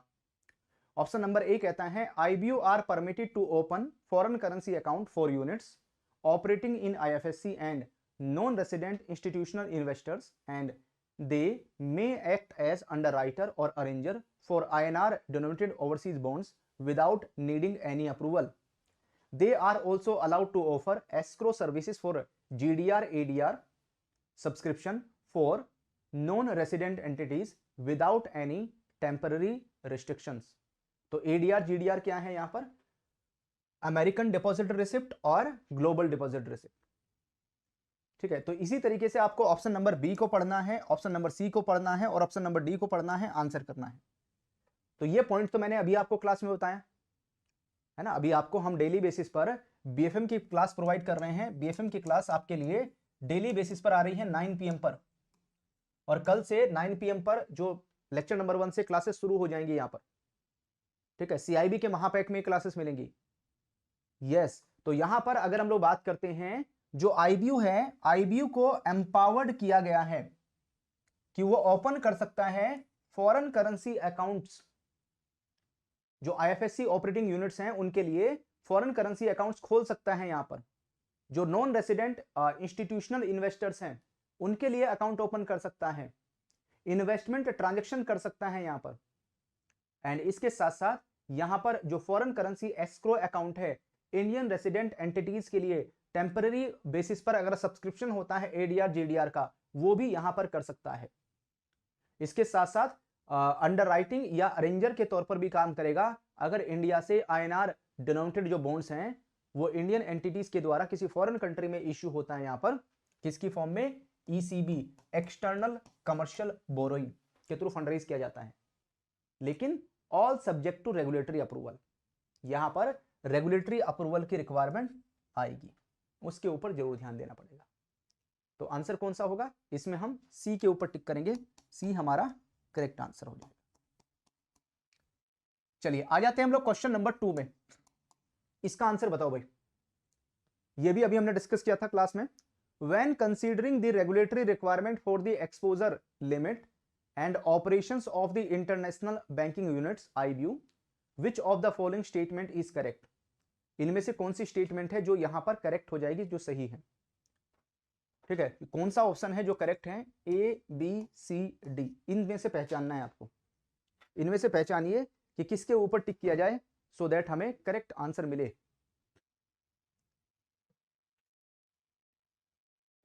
तो जो आईबीयू है, अगर वो है ना, एक्सपोजर लिमिट क्रिएट करने का मतलब है कि यहां पर लोन देने की बात आ रही है ना, एक्सपोजर क्रिएट होने का मतलब है कि यहां पर लोन देने की बात कर रहे हैं। तो कोई जो आईबीयू है वो कितना लोन प्रोवाइड कर सकता है, कितना लोन दे सकता है यहां पर। तो इसके लिए जो लिमिट है वो एप्लीकेबल होगी, दोनों के लिए अलग अलग होगा। जो सिंगल बोरोवर है उसके लिए अलग होगा, एंड जो ग्रुप ऑफ बोरोवर्स है उसके लिए अलग होगा। यहां पर सिंगल बोरोवर के लिए सेपरेट है और ग्रुप ऑफ बोरोवर्स के लिए अलग होगा यहां पर।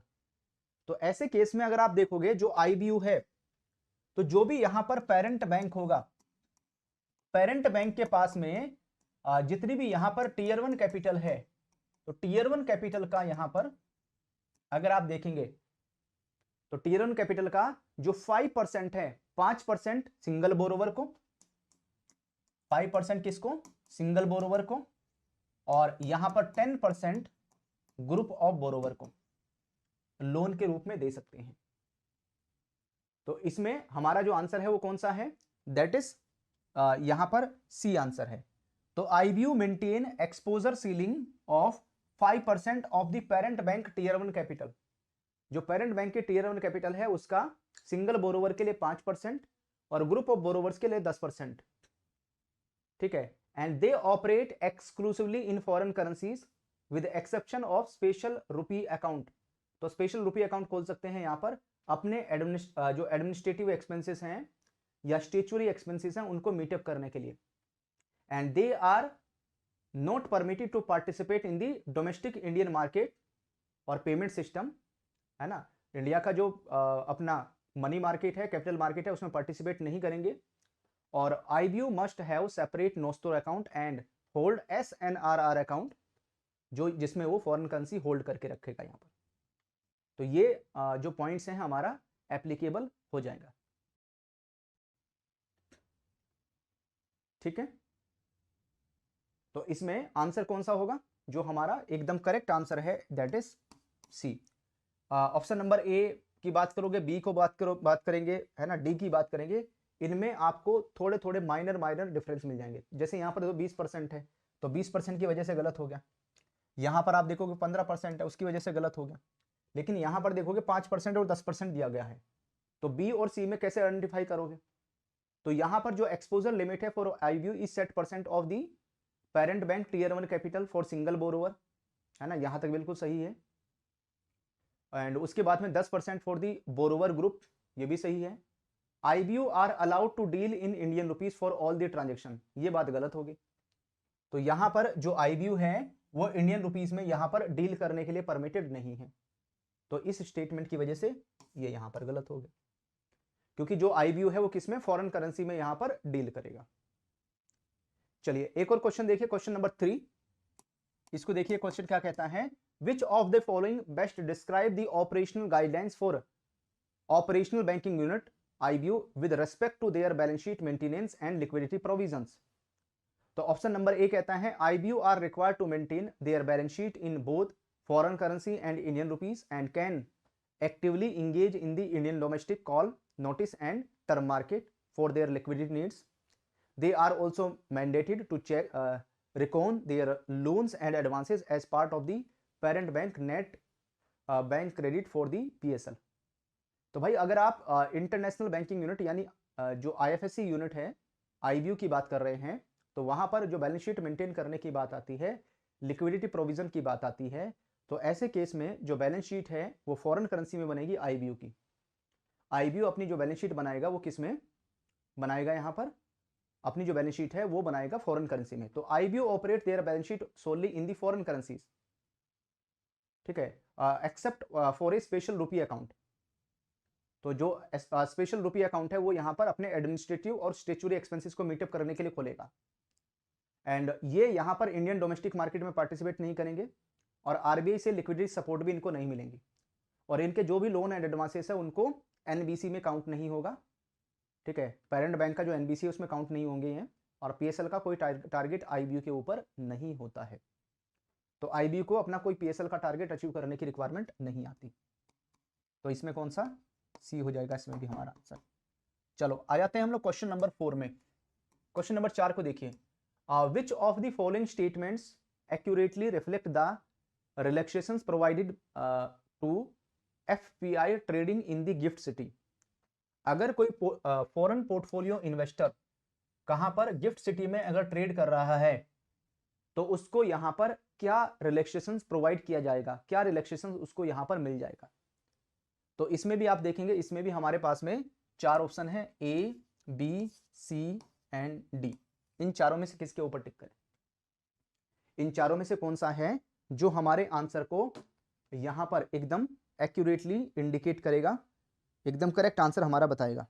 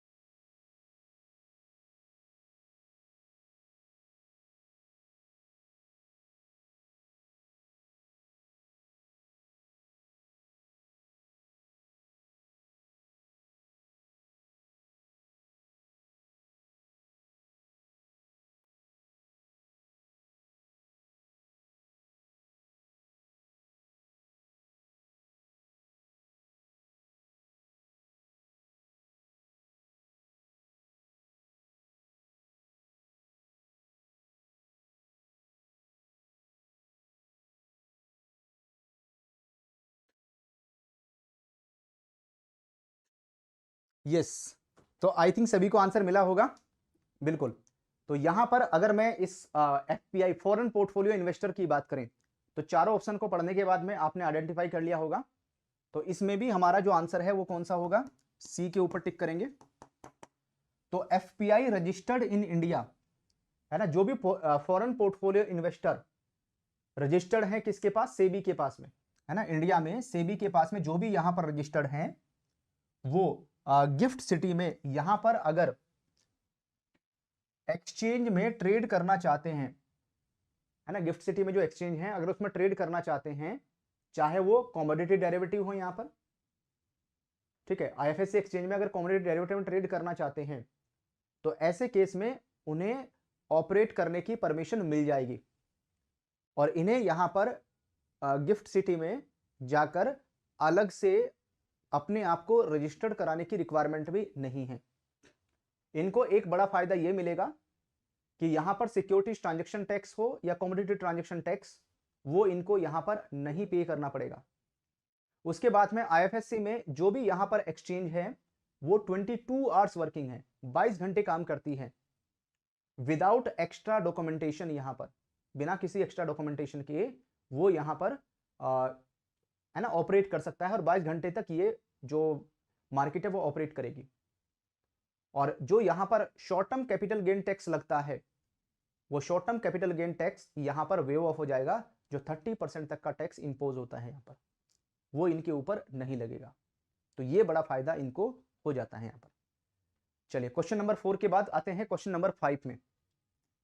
क्वेश्चन नंबर 5 कहता है कि considering the benefits extended to FPI at GIFT City, which of the following statement is accurate, है ना, इनमें से कौन सी स्टेटमेंट यहां पर एक्यूरेट हो जाएगी। जब FPI foreign portfolio investor gift city में ऑपरेट कर रहा है, गिफ्ट सिटी में काम कर रहा है, तो ऐसा कौन सा है जो यहां पर करेक्ट होगा। तो इसमें अच्छा यहां पर भी हमारा आंसर पहले से आ रहा है इसमें, तो इसमें हम यहां पर सी के ऊपर टिक करेंगे।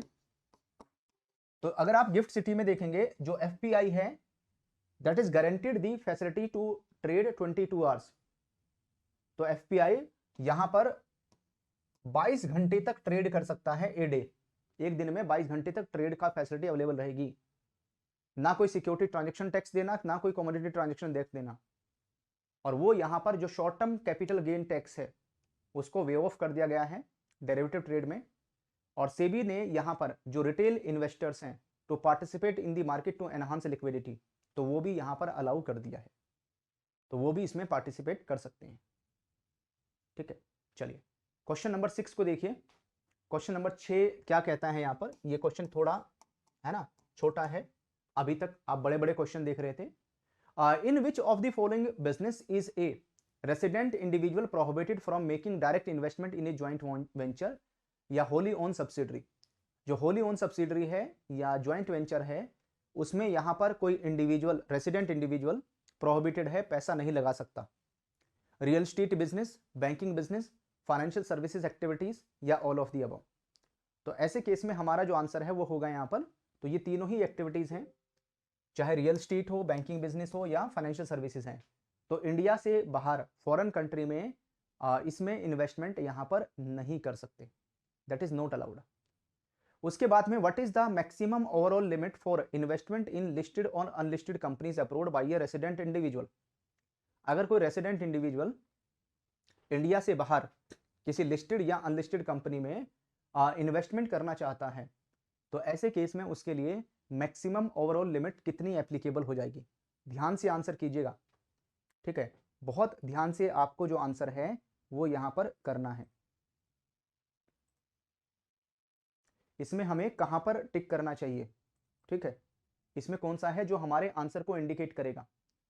तो स्टेटमेंट है ना, तो यहां पर 5 लाख यूएस डॉलर पर फाइनेंशियल ईयर हो जाएगा, या 2,50,000 यूएस डॉलर पर फाइनेंशियल ईयर हो जाएगा यहां पर, या यहां पर 10 लाख पर फाइनेंशियल ईयर, या 1 लाख पर फाइनेंशियल ईयर, कितना परमिटेड है। तो यहां पर जो परमिटेड है दैट इज एक फाइनेंशियल ईयर में 1 लाख डॉलर तक, है ना, लेकर जा सकते हैं।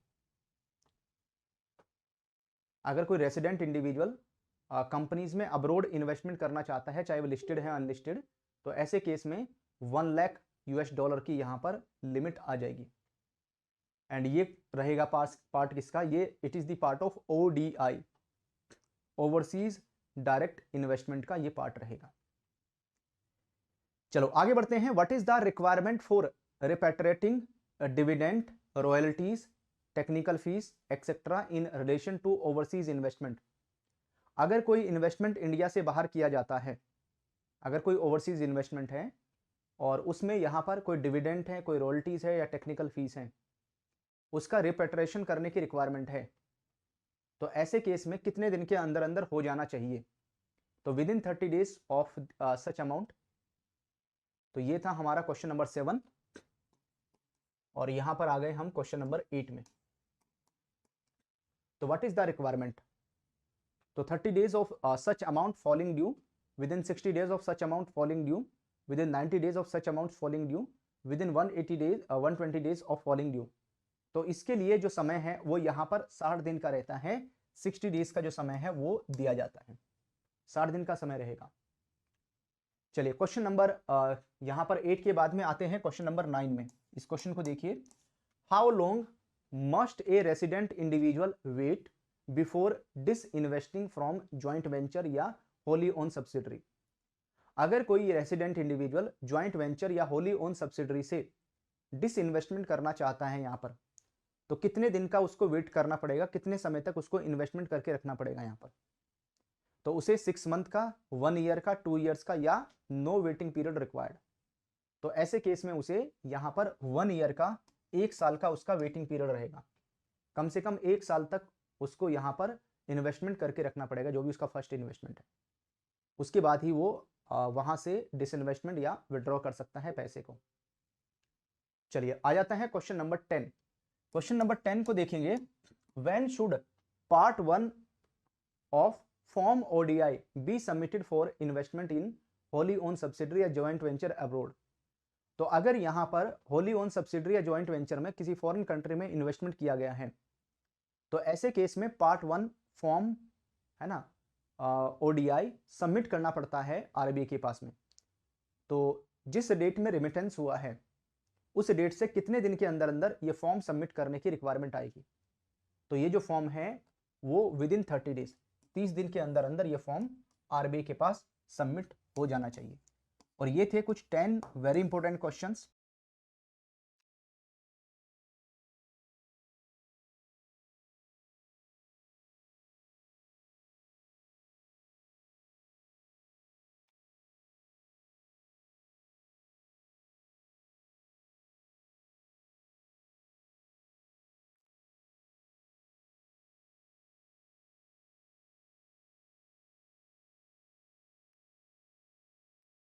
Hello everyone, good evening all of you. सभी को ऑडिबल है? एक बार जल्दी से कंफर्म कर दीजिए। और आज जिस टॉपिक के बारे में हम लोग बात कर रहे थे, आई थिंक आप सभी ने बीएफएम की डेमो क्लास देखी होगी। अगर आपने बीएफएम की डेमो क्लास देखी है तो हमने यहां पर आज से आप सभी के लिए जीत बैच स्टार्ट कर दिया है, जिसमें मॉड्यूल बी है ना, जो मॉड्यूल बी है वहां से लेक्चर नंबर 1 से क्लासेस आपकी शुरू हो गई है। तो आज हम वहां पर हमने यूनिट नंबर 11 के बारे में डिस्कस किया और इसका नाम है risk and basic risk management framework. तो इसी के क्वेश्चंस में आपको प्रैक्टिस कराने वाला हूं, इसी के क्वेश्चंस की हम लोग प्रैक्टिस करेंगे। तो सारे क्वेश्चंस को आपको ध्यान से पढ़ना है और ईच एंड एवरी क्वेश्चन को ध्यान से पढ़ने के बाद में मेरे साथ में अपना जो आंसर है वो आपको शेयर करना है। सारे क्वेश्चंस इस तरीके से आपको प्रोवाइड किए जाएंगे, सारे क्वेश्चंस आपको इस लेवल पर मिलने वाले हैं कि ईच एंड एवरी क्वेश्चन जो टॉपिक आपने कवर किया है क्लास में उसके साथ में अलाइन रहे। चलिए क्वेश्चन का सिलसिला स्टार्ट करते हैं। तो क्वेश्चन नंबर 1 आपके सामने स्क्रीन पर आया है। What does the term risk primary refers to. जो यहां पर हम बात कर रहे थे रिस्क, क्या है रिस्क, रिस्क का मतलब क्या है यहां पर। तो व्हाट डज द टर्म जो रिस्क है primary refer to potential benefit of a plan objective. B कहता है variation in expected profits, uncertainties resulting in favourable outcome. और डी कहता है uncertainties leading to adverse outcome in relation to plan objective. तो जो risk शब्द use किया गया है, जो रिस्क टर्म यूज किया गया है, उसका मीनिंग क्या है, उसका मतलब क्या है यहां पर। तो जो रिस्क वाला जो टर्म है उसका मतलब है कि यहां पर जो अनसर्टेनिटीज हैं and uncertainties leading to adverse outcome, जो यहां पर आउटकम है that can be adverse outcome हो सकते हैं, है ना, in relation to plan objective. तो यहां पर हमारा जो आंसर है वो कौन सा, डी के ऊपर टिक करेंगे, डी हमारा करेक्ट आंसर रहेगा। वीडियो को लाइक जरूर कर लेना और इस वीडियो का लिंक है ना कॉपी करके अपने फ्रेंड्स, कलीग, स्टाफ मेंबर के साथ में जरूर शेयर कर देना, सो दैट वो भी इस क्लास को यहां पर ज्वाइन करें और उनको भी यहां पर इस क्लास का बेनिफिट मिले, उनको भी फायदा मिले। ठीक है, उनके साथ में भी शेयर करते जाना। चलो क्वेश्चन नंबर 2 को अटेम्प्ट कीजिए। क्वेश्चन नंबर 2 को देखिए और इसका आंसर क्या होगा, जो आपके सामने स्क्रीन पर आई है ये क्लास, है ना, इस क्लास को देखिए, इसमें हमें कहां पर टिक करना होगा।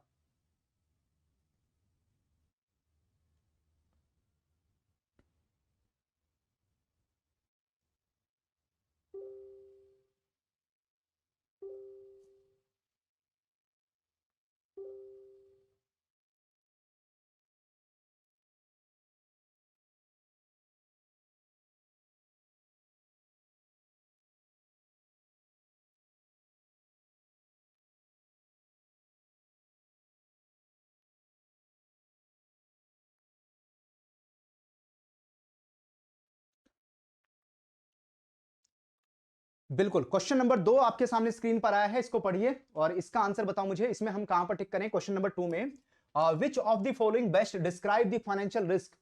अगर हम फाइनेंशियल रिस्क की बात करें तो फाइनेंशियल रिस्क को इनमें से कौन सा है जो बेस्ट तरीके से डिफाइन करेगा? ऑप्शन नंबर ए कहता है कि यहां पर जो अनसर्टेनिटीज हैं, uncertainties leading to higher profitability. B कहता है predictability in financial outcomes. C कहता है uncertainties resulting in adverse variation of the profitability और आउटराइट लॉसेस। एंड डी कहता है प्रिडिक्टेबल फाइनेंशियल गेन्स। कौन सा है इसमें से, किसके ऊपर टिक करें? तो फाइनेंशियल रिस्क की बात करते हैं तो जो भी यहां पर अनसर्टेनिटीज अराइज होंगी, uncertainties resulting in adverse variation, अगर यहां पर एडवर्स वेरिएशन आता है किसमें? ऑफ द प्रॉफिटेबिलिटी या जो आउटराइट लॉसेस है यहां पर, तो उसकी वजह से जो रिस्क अराइज होगा उसे बोलते हैं फाइनेंशियल रिस्क। तो वो बैंक के लिए फाइनेंशियल रिस्क लेकर आएगा यहां पर। चलो क्वेश्चन नंबर 3 को देखिए। क्वेश्चन नंबर 3 क्या कहता है? From which language is word risk.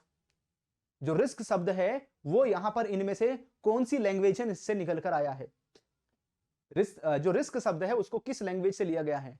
From Latin resecus meaning to laugh, B from Italian risicare meaning of to dare, and C the French risque meaning to challenge, and D from Spanish riesgo meaning to venture. तो जो risk शब्द हैं वो इनमें से कौन सी language से उसको ऑप्ट किया गया है? तो यहां पर ये एक इटालियन शब्द है, ठीक है, इटालियन शब्द है यहां पर रिसिकेयर, और उसी से यहां पर जो रिस्क शब्द है उसको ऑब्टेन किया गया है। चलिए क्वेश्चन नंबर 4 में आते हैं। क्वेश्चन नंबर 4 को देखिए। What might be consequence of uncertainties associated with the reaching an important appointment. तो जब हम यहां पर कॉन्सिक्वेंस की बात करते हैं, अगर जो भी अनसर्टेनिटीज एसोसिएटेड है विद दी किसके, किसी इंपोर्टेंट अपॉइंटमेंट में, ऑलवेज रीचिंग अर्ली, तो आप हमेशा पहले पहुंच जाए वहां पर। Risk of reaching late for the appointment, no impact on the schedule time of arrival, always be trouble free drive. तो कॉन्सिक्वेंस क्या हो सकते हैं? अनसर्टेनिटीज क्या एसोसिएट हो सकती है अगर आपकी किसी के साथ में इंपोर्टेंट असाइनमेंट है वहां पर? तो उसमें जो अनसर्टेन सिचुएशन है वही ये हो सकती है कि आप अपनी अपॉइंटमेंट पर लेट पहुंचने के chances. Risk of reaching late for the appointment, आपके किसी के साथ में कोई अपॉइंटमेंट है, आपने जो टाइम है वो फिक्स किया हुआ है, और वहां पर रिस्क कैसा है कि आप उस जगह पर उस मीटिंग में अगर लेट पहुंचते हैं, तो लेट पहुंचेंगे तो नुकसान होने के चांसेस हो सकते हैं। चलिए, why is risk consider unavoidable in any business. किसी भी बिजनेस में रिस्क को आप क्यों अवॉइड नहीं कर सकते? रिस्क क्यों अनअवॉइडेबल माना जाता है किसी भी बिजनेस में? ऑप्शन नंबर ए कहता है because businesses always yield profits. B कहता है because there are always chances of uncertainties affecting the outcomes. C कहता है because business activities are always predictable. D कहता है because risk are easily manageable and do not affect the business. इनमें से कहां टिक करें? तो अगर मैं रिस्क की बात करूं, जो रिस्क कंसीडर है अनफेवरेबल एनी बिजनेस, क्योंकि यहां पर रिस्क लिए बिना आप कोई बिजनेस कर ही नहीं पाएंगे। ठीक है, जब भी आप कोई बिजनेस करने जाएंगे तो हमेशा वहां पर कोई ना कोई अनसर्टेनिटी है ना कनेक्ट रहेगी, जिसकी वजह से जो आउटकम है वो अफेक्ट कर सकते हैं यहां पर, जिसकी वजह से लॉस होने के चांसेस हो सकते हैं। ठीक है, नो रिस्क नो बिजनेस। अगर रिस्क नहीं है तो बिजनेस भी नहीं है, और अगर आप रिस्क लिए बिना बिजनेस कर रहे हैं तो बहुत सारी जो अपॉर्चुनिटीज हैं आप उनको यहां पर मिस कर सकते हैं, बहुत सारी जो अपॉर्चुनिटीज हैं वो चली जाएंगी। एक और क्वेश्चन देखिए। According to Warren Buffett where does risk primarily comes from, है ना, अभी हमने क्लास में बात की थी, जो हम बीएफएम की क्लासेस आपको प्रोवाइड कर रहे हैं, बीएफएम की जो क्लासेस हैं वो आपको डेली बेसिस पर 9 PM पर प्रोवाइड की जा रही है। 9 PM पर क्लास मिल रही है आपको, और ये क्लासेस आपको सीआईबी के महापैक और जीत बैच में मिल जाएंगी।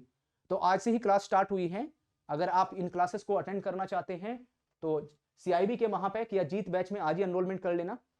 लिंक आपको डिस्क्रिप्शन में मिल जाएगा, इस वीडियो के डिस्क्रिप्शन में आपको लिंक प्रोवाइड किया गया है। चलो, वॉरेन बफेट ने क्या बताया? From fluctuation in the stock market, from global economic downturns, from not having a diversified portfolio, from not knowing what you are doing. तो वॉरेन बफेट ने क्या बोला? उन्होंने बोला कि कि रिस्क कहां से, जो रिस्क का प्राइमरी सोर्स वो क्या है, रिस्क कहां से अराइज होता है। ठीक है, अगर आप ये नहीं जानते हैं व्हाट आर यू डूइंग, है ना, फ्रॉम नॉट नोइंग, आप ये नहीं जानते कि आप क्या कर रहे हैं, तो वहां पर रिस्क है, वहां पर रिस्क अराइज होने के चांसेस हैं। Question number 7, what causes uncertainties in net cash flow और प्रॉफिट, है ना, ऐसे कौन से कारण हैं, कॉजेस हैं यहां पर, जो नेट कैश फ्लो है या प्रॉफिट्स हैं उसमें अनसर्टेनिटीज अराइज हो सकती हैं।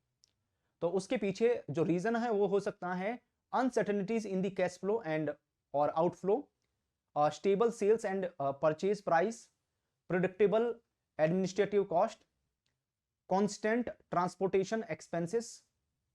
तो क्या क्या कॉजेस हो जाएंगे यहां पर, तो यहां पर देखेंगे जो कैश इनफ्लो है, आउटफ्लो है, अगर उसमें अनसर्टेनिटी अराइज होती है, अगर कैश इनफ्लो और आउटफ्लो में गड़बड़ी होती है, तो उसकी वजह से यहां पर अनसर्टेनिटीज अराइज हो सकती हैं, और जो अनसर्टेनिटीज अराइज होंगी तो उसकी वजह से नेट कैश फ्लो इंपैक्ट करेगा या यहां पर लॉस होने के चांसेस हो सकते हैं। अगला क्वेश्चन देखिए, which of the following factors can contribute to increase profit, profit को इंक्रीज करने के लिए, प्रॉफिट को बढ़ाने के लिए इनमें से कौन सा फैक्टर यहां पर कंट्रीब्यूट कर सकता है, कौन से फैक्टर के ऊपर अगर आप ध्यान देंगे तो उसकी वजह से जो प्रॉफिट है वो बढ़ सकते हैं, इंक्रीज हो सकते हैं प्रॉफिट। तो यहां पर जो सेल्स वॉल्यूम है या प्राइस है उसको आप डिक्रीज कर लीजिए, परचेज प्राइस को हायर कर लीजिए, एडमिनिस्ट्रेटिव कॉस्ट को भी हायर कर लीजिए, सेल्स प्राइस और और sales volume being higher than expected, या यहां पर प्रेडिक्टेबल जो कैश आउटफ्लो है, इनमें से कौन सा है जिसकी वजह से आपके जो प्रॉफिट्स हैं वो इंक्रीज हो सकते हैं।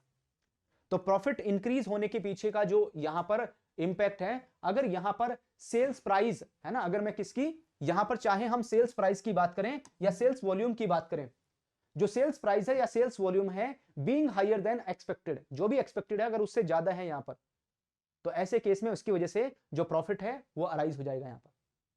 चलिए एक और क्वेश्चन देखिए, question number 9, which factor can result in lower profit और इवन आउटराइट लॉसेस, इनमें से कौन सा फैक्टर है जिसकी वजह से आपके प्रॉफिट कम हो सकते हैं और यहां पर लॉस होने के चांसेस भी हो सकते हैं, नुकसान भी हो सकता है।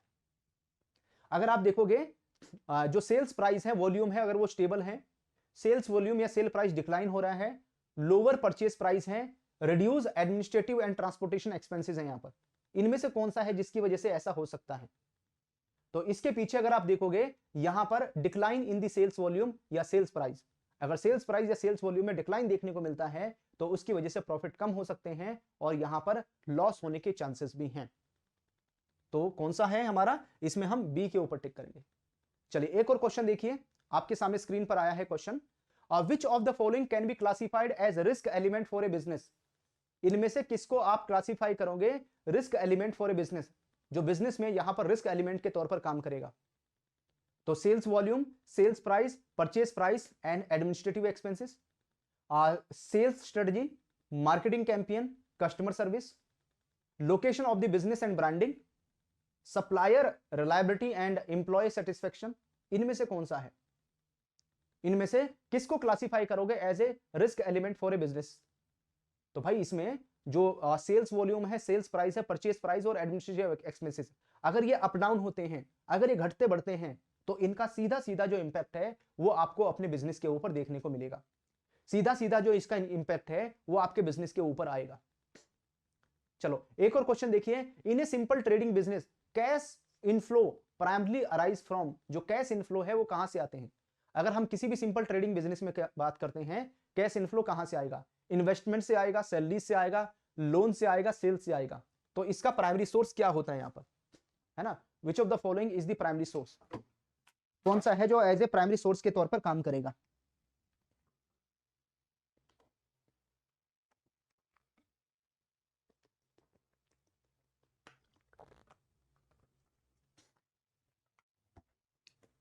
बिल्कुल, जो आंसर है वो आपकी तरफ से सही आ रहा है। तो अगर आप यहां पर देखोगे जो भी सेल्स वॉल्यूम है ना, जो भी यहां पर सेल्स वॉल्यूम है, जब आप यहां पर सेल्स करेंगे तो उसी से रेवेन्यू जनरेट होता है, और जो रेवेन्यू जनरेट होगा उसी से आपका कैश इनफ्लो होगा, उसी से आपके पास यहां पर पैसा आ रहा है। या तो आपके ऑर्गेनाइजेशन के पास पैसा आ रहा है या आपकी ऑर्गेनाइजेशन से पैसा यहां पर जा रहा है, तो उसका आप यहां पर डायरेक्टली इंपैक्ट देख सकते हैं। चलिए बढ़ते हम लोग आगे। अगला क्वेश्चन है question number 12, what is the primary difference between uncertainty and risk. है ना, क्या आप में से कोई बता सकता है कि जो रिस्क है और अनसर्टेनिटी, इन दोनों के बीच में प्राइमरी डिफरेंस क्या है, इन दोनों के बीच में अंतर क्या है यहां पर, है ना, इन दोनों के बीच में प्राइमरी डिफरेंस क्या है। तो ऑप्शन नंबर ए कहता है कि uncertainty can not be priced while risk can. B कहता है कि जो अनसर्टेनिटी है that is based on the future predictions, वहीं पर while risk is based on the past events. C कहता है uncertainty can be systematically assessed but risk can not. D कहता है risk is a clouded situation while uncertainty is measurable. इनमें से किसके ऊपर टिक करें, कौन सा है जो हमारे करेक्ट आंसर को इंडिकेट करेगा। बिल्कुल यहां पर जब हम अनसर्टेनिटी और रिस्क की बात करते हैं तो uncertainty can not be price, लेकिन जो रिस्क है उसको आप कर सकते हैं। आपने देखा ही होगा रिस्क के अगेंस्ट में हम कैपिटल मेंटेन करते हैं, रिस्क के अगेंस्ट में हम प्रोविजनिंग करते हैं, लेकिन जो अनसर्टेनिटी है उसको आप प्राइस नहीं कर सकते। अनसर्टेनिटी कोई भी कब हैपन होगी ये आप नहीं मेजर कर सकते, ये नहीं बता सकते आप, है ना, ये पहले से आपको नहीं पता होगा। तो अब कौन सा ए हमारा करेक्ट आंसर हो जाएगा इस क्वेश्चन को लेकर। चलिए एक और क्वेश्चन देखिए, क्वेश्चन नंबर 13।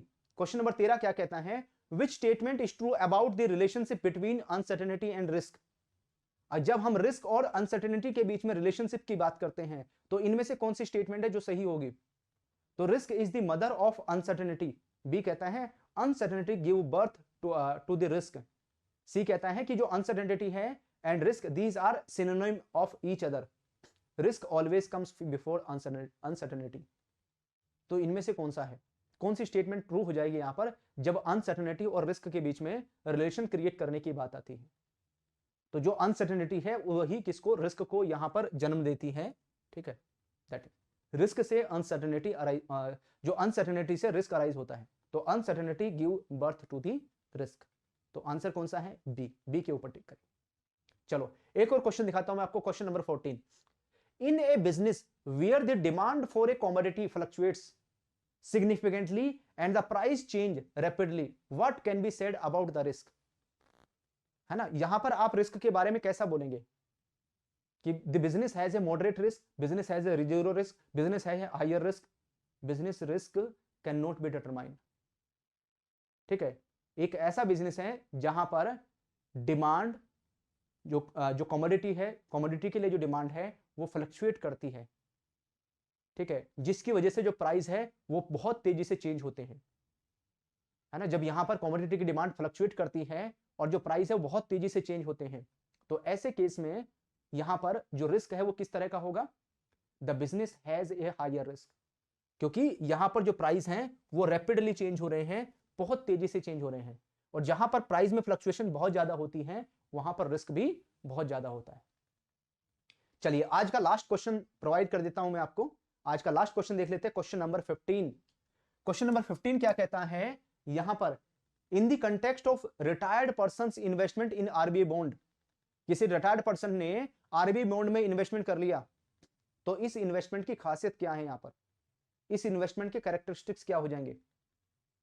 तो यहां पर ये हाई रिस्क है और हाई रिटर्न है, रिस्क फ्री इन्वेस्टमेंट है with relatively return lower return, moderate risk है, मॉडरेट रिटर्न रहेगा, हाई अनसर्टेनिटीज है एसोसिएटेड विद इट। तो अगर किसी पर्सन ने, रिटायर्ड पर्सन ने इन्वेस्टमेंट किया है आरबीआई के बॉन्ड्स में, इट मींस वो रिस्क फ्री है, वहां पर रिस्क फ्री इन्वेस्टमेंट है और वहां पर रिटर्न भी कम ही रहता है, लोअर रहता है। तो आप में से 15 में से 15 किसका स्कोर है, 15 में से 15 किसने स्कोर किया है, कमेंट करके बताओ जल्दी से, किस आप में से किसका 15 में से 15 स्कोर आया है। क्योंकि अगर आज की जो क्लास है जीत बैच में या सीआईबी के महापैक में अगर आज की क्लास आपने अटेंड की होगी तो वहां पर, है ना, वहां पर अगर आप देखोगे वहां पर ये हमने डिटेल में आपको बताया है, डिटेल में ये डिफाइन किया है। तो अगर आप में से जो भी कल, है ना, अपने अड्डा 24/7 अकाउंट में क्लास देखना चाहते हैं, ठीक है, तो उसके लिए आपको सिंपली क्या करना होगा, इसके लिए सिंपली आप विजिट करो adda247.com पर, और जैसे विजिट करोगे अपने मोबाइल में Google play store, Apple store से अड्डा 24/7 एप्लीकेशन डाउनलोड कर लीजिए और यहां पर जीआईबी सीआईबी एग्जाम कैटेगरी के ऊपर क्लिक कर लीजिए। और जो बैच आज से स्टार्ट हुआ है, सीआईबी का नया बैच शुरू हुआ है और ये बैच आपको मिलेगा कहां पर? जीत सीआईबी बैच में। जीत सीआईबी जून 2024 बैच, ये बैच आज से ही शुरू हुआ है। ठीक है, इस बैच में अभी एनरोलमेंट कर लो, इसका लिंक आपको वीडियो के डिस्क्रिप्शन पिन कमेंट में है। कल से आपको लाइव क्लासेस मिलनी शुरू हो जाएंगी। ठीक है, और ये टॉपिक हम डिस्कस कर रहे हैं वहां पर, जिसके मैं क्वेश्चन करवा रहा हूं।